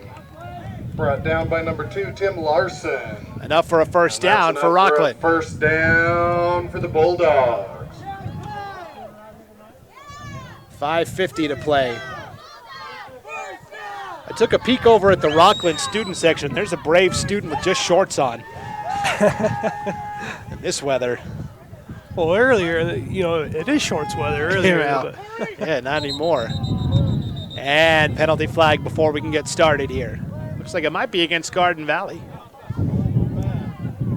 Or Rockland. I think it was on this close side down here, hiding in the corner. Penalty was false start on the offense. Out on the receiver, out on the perimeter, we're thinking? Yep. Okay. This is Aiden Radford, number 2, freshman. So false start against Rockland. 1st and 15 now. Ball back at their own 30. Perman back to pass. Trying to throw it to Aiden Radford. Throwing it up and incomplete. It's going to be hard to throw into the wind. Pass was intended for number 2, Aiden Radford, but was incomplete.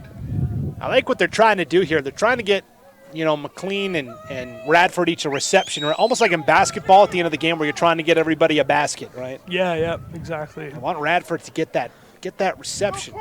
Yeah, and it just gives them confidence. I don't think it's and obviously it is a thing to like to make sure everyone gets time to play, have this experience in their life, but it's also a thing of to make your team better in the future. Just understanding what it feels like to get a reception and go downfield. Absolutely. 2nd and 15. Handoff is snuffed out. On the carry that time for Rockland was Wyatt Hendrickson.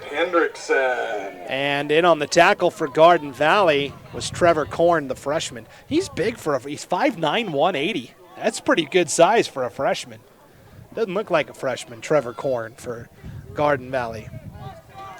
Yeah, and that's what I was saying. You're just going to have these guys coming back for Garden Valley. They're going to be a formidable foe here coming up in these next couple years. Absolutely. They'll be right back in the playoff mix again next year. 4.5 to play. Rockland up 40-6. It's a 3rd and 15 for the Bulldogs from their own 30. They've got to get to the 45 to pick up a first down. Perman back to pass, feeling the heat. Now going to take off and run with it. Perman to the 40. Perman right at the yard marker. Ball was carried by number 14, Gavin. Knocked out of bounds. He's going to be a couple yards shy. I think they said he stepped out back around the 42, it looks like. Maybe the 43. So 4th down and 3, we'll call it here. Well, we'll call it 4th and 2. At the 43, they've got to get to the 45 for the first down. 3:50 to play. Rockland up 40-6. Getting ready to advance to the quarterfinal round of the postseason, where they will hit the road, take on Castleford or Water Springs. That game tomorrow night at 7 o'clock in Castleford. 4th and 2. Perman back to pass, has time, throwing it deep for McLean. It's caught in stride, and McLean checks him up, and will take it. for a Bulldog touchdown. Pass is complete to number 10, Clay McLean. He takes it all the way into the end zone. It's a touchdown for the Bulldogs. That is a 58-yard connection from Perman to McLean. And it is 46-6. Rockland with 2:50 to play.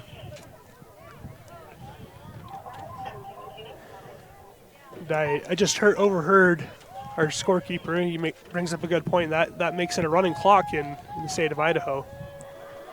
And look at this. They're going to try the point after. You don't see kicks very often. In the 8-man game, it's blocked. Tacoma Kelly blocks the kick from Wes Matthews. And so the score remains 46-6 with 2:20 to go in the fourth. So Rockland going to move on to the quarterfinals, one of the final 8 teams competing in the state playoffs. They're going to improve to 6-3 on the season. Garden Valley's season will come to a 3-6 conclusion, but nothing to be ashamed about for Garden Valley. They had a great season, finished 3rd in their conference, which, by the way, was pretty tough with Horseshoe Bend and Council. They also played Cary and Dietrich this year. And for Garden Valley, it was a young team. They lost, last year they lost one of the most talented senior classes in school history, and it's hard to replace that talent right away. Yeah, and Brandon, I'm just thinking about all the benefits that they're getting right now. They saw three, at least 3 really good teams this season with, in Rockland and Dietrich and, Cary. And obviously, in their conference, it's just been a really good look this season and, very good thing to launch them into the next season. Cary's undefeated. Horseshoe Bend is still undefeated. They're the only undefeated teams left in the 1A D2 ranks. Squib kick taken by Tacoma Kelly around the 20. Kelly working to the 35 and the 40. And a nice return by Tacoma Kelly out to the 41-yard line. Running clock again here with 55 seconds to go. 13, Tacoma Kelly. 46-6. Rockland going to advance to the quarterfinal round. They'll play either Castleford or Water Springs. Now, if Water Springs defeats Castleford, now Castleford beat Water Springs pretty handily earlier this year, but as we saw today with North Gem and Camas County, anything's possible. If it were Water Springs, that would set up an interesting rematch because Rockland won that game 40-30 earlier this year. It was kind of a high-scoring back-and-forth affair, so that would be an interesting rematch between 2 conference rivals. That makes me laugh a little bit. You say, just as we saw with the PAT, it's rare to see that, and so obviously it makes the numbers a little bit different for football. 40-30. When was the last time you heard a 40-30 football score? I don't know. You hear it a lot in the 8-man ranks. And I guess that's true. I don't know. I'll tell you, it's hard to make that comeback because there's not much kicking, right? You're either going to win it or lose it if you're down 10. Right. You're not going to get that field goal to tie it up potentially. So after the timeout by Garden Valley, 54 seconds to go. It was a running clock. Did you know that? It doesn't start until the kickoff. Okay. The score 3:05. So we're going to put 3:05 back up on the clock. Because even though it's a running clock, Matt, on a touchdown, the clock stops until the ensuing kickoff. Well, I wondered that, but, I guess we'll play it. 1st and 10, low snap. Hudson Fields in at quarterback, going to take a deep shot. It's intercepted, but a penalty flag. They'll get Rockland for pass interference. J.T. Parrish comes away with the interception, returns it to the 40, and now a penalty against Garden Valley, I think, on the tackle as well. J.T. Parrish, but there's a couple of flags on the play. So we could have offsetting flags here. Rockland's going to get called for pass interference, which I think was the right call. There's a lot of contact. But then as J.T. Parrish was making his return for the Bulldogs, I think Garden Valley's going to be called for a foul on the tackle. So let's see. Pass interference against Rockland. And what are they going to give here? Our white hat official still talking about it. And a block in the back against Rockland as well. So both penalties were against Rockland, one on the interception, one on the return. And because of that, Garden Valley is going to get the ball all the way at the Rockland 44-yard line. The Bulldogs. With 1:56 to play now. 46-6, Rockland leading. Garden Valley a chance to score here before the end of the game. Low snap. Hudson Fields back to pass, rolling out. Going to take a deep shot, looking for Tacoma Kelly, sends it out of bounds. 2nd and 10 with 1:35 to play now. Kelly, but was incomplete. 46-6, Rockland. Getting ready to advance to the quarterfinal round.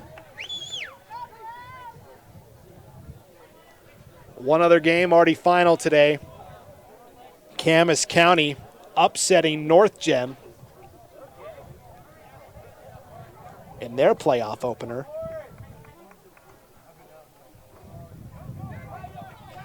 As Garden Valley will hand off to Noakes, and Aaron Noakes will take it across the 30. Ball was carried by number to the 34, 28-yard line. Down to a minute to play in this ball game now. Garden Valley just looking to maybe put one more up on the board before the end of this game here.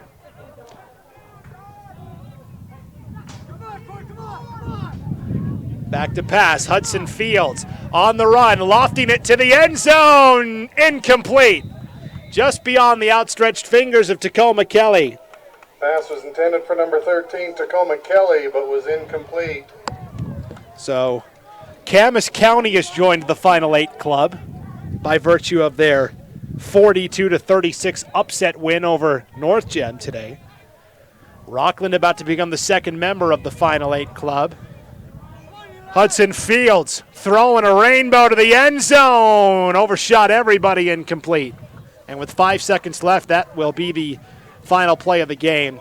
Fields gets a pat on the back, and the Rockland Bulldogs advance to the quarterfinal round with a 46-6 statement over Garden Valley. Round in the state tournament. Just an impressive performance all Garden Valley around. Wolverines for driving all this way and coming to play a football game. Everybody travel safe tonight. I'd like to remind everybody also that the girls are playing up the state tournament. Improves to for 6-3 on the First season. game is tomorrow at Garden 11 Valley's o'clock. season will conclude with a Now you might still be able to 3-6 make it up there. Support the girls. overall Thank you. record. So we will take a break and come back with the IdahoSports.com postgame show right after this on IdahoSports.com.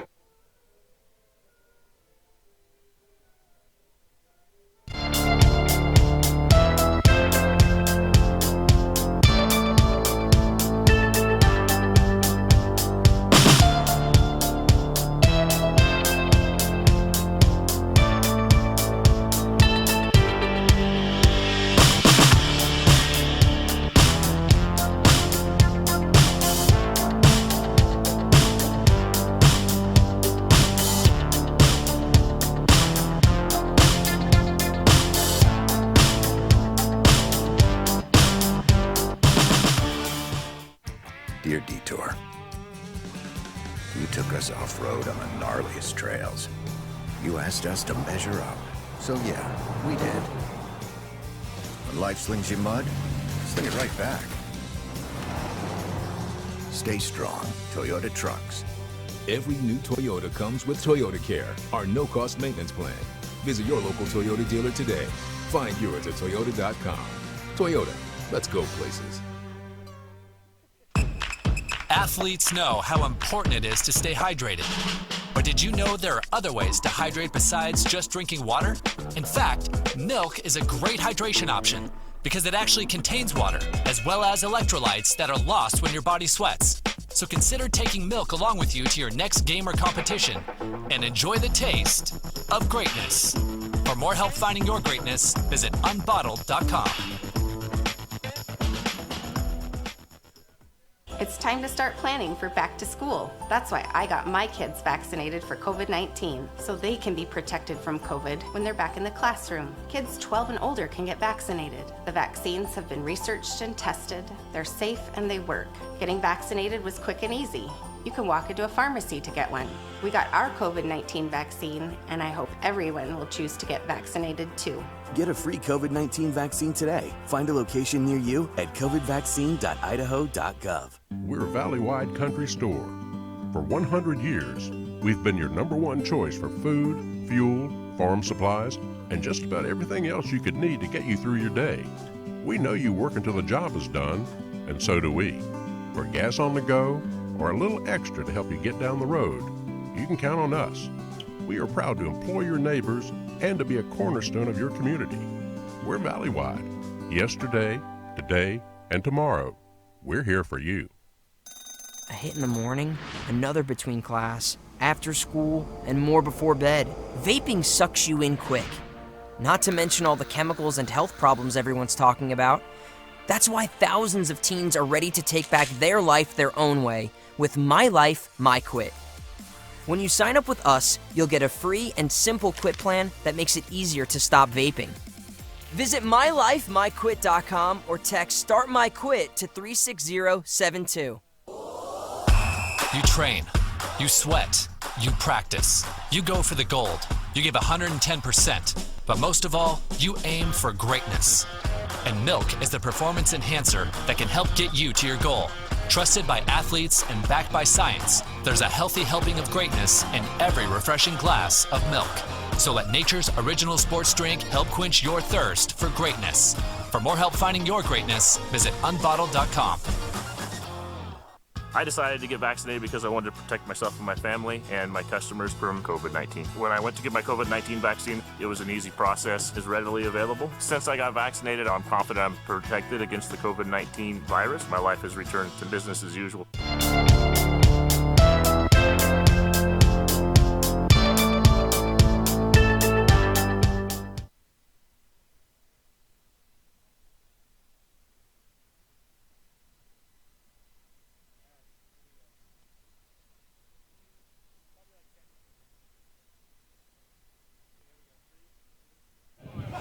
Welcome into the IdahoSports.com postgame show, the 2021 Idaho High School football postseason opening round game. And congratulations to Coach Jerry Hunter and the Rockland Bulldogs as they defeat Garden Valley. The final score, 46-6, the final score over Garden Valley here in the opening round. Coach Hunter wanted to make sure we were taken care of with some postgame food from the concession stands. Let's talk about this Rockland team, a 46-6 win. It was 14-6 midway through the first quarter, and you thought, all right, Garden Valley's got a shot, but boy, Rockland turned on the afterburners after that, scoring the next, 30-odd points. Exactly, and I think for Rockland, it's mostly just, it's coming to work and doing what they always do here. It's nothing special. It's just another game, another Thursday night. That's right. Little Thursday night football here to open up the 1A D2 postseason. So Rockland advances to the quarterfinal round. They will play either Castleford or fellow conference foe Water Springs in the quarterfinals. Water Springs travels to Castleford tomorrow night for a 7 o'clock showdown in Castleford. So Rockland advances to the quarterfinals, as does Camas County with that big upset win over North Gem, the number one team from Rockland's conference earlier today. So the postseason is off and running, and congratulations to Rockland. Time for our IdahoSports.com player of the game. No doubt about it, right? It's got to be Gavin Perman, junior quarterback. Yeah, exactly. Here in Rockland, they call him their blue collar worker. Figuratively and literally. Wearing the blue tonight, but he's all over the field. And we'll talk about his stats here in a second. But he's playing both directions, and there's maybe one or two that he made a really big stop on. And on defense, and so it wasn't only just his offensive prowess, but it was also defensive and also just being a team leader. Yeah, he stuck his nose in on a couple of stops defensively, but man, let's talk about that offense, because he threw 5 touchdown passes today, and then he also caught a touchdown pass from Teague Matthews on that. Basically, the pass to Teague Matthews was double pass, and then Perman ran out into the route and caught it around the 25-yard line, made a nice swim move inside, and took it the rest of the way. So it was a very very dominating performance all around for Gavin Perman. He ends up throwing touchdowns to Wes Matthews, Teague Matthews again, Teague Matthews a third time, J.T. Parrish, and then McLean at the very end. So, wow. So, we want to give credit to Gavin Perman, the Rockland quarterback, who really showed up and showed out today. As Rockland advances to 6-3 on the season into the quarterfinals, Garden Valley, their season will come to an end with a record of 3-6, but nothing to be ashamed of for the Wolverines. Well, that'll do it for this IdahoSports.com Game Streams production of the 2021 Idaho State Football Tournament. Tournament coverage presented by the Idaho Division of Public Health, your local Toyota dealer, Valley-wide co-op and country stores, and Project Filter. Stop smoking, start living. We'd also like to thank our local advertisers tonight, Direct Communications, Garden Valley Homes and Land, and Severance Sand and Gravel. Congratulations again to Gavin Perman, Rockland quarterback, our IdahoSports.com player of the game, as the Rockland Bulldogs defeat the Garden Valley Wolverines 46-6 here in the opening round of the 1A D2 postseason. Matt, this was a lot of fun. This was the first of many postseason broadcasts on IdahoSports.com. Absolutely. Stay tuned. Stay tuned for everything that's going on. Keep checking the scores and stay involved. That's right. IdahoSports.com should be your homepage at this point, because we're going to have updated brackets for football and volleyball. We're going to have updated scores. And if you're curious, which games are we going to be broadcasting this weekend and which ones we aren't. We weren't able to do all of them, but we got about 75%, which is pretty darn good. Just go to the Game Streams tab on the IdahoSports.com homepage, and you'll see the entire broadcast schedule here for the opening week of the postseason. All right, well, until next time, not sure where we're going to be at yet, but it'll be somewhere. For Matt Kelly, I'm Brandon Baney. Thanks for tuning in to this IdahoSports.com Game Streams production of the 2021 Idaho State Football Tournament. We'll see you next time on IdahoSports.com.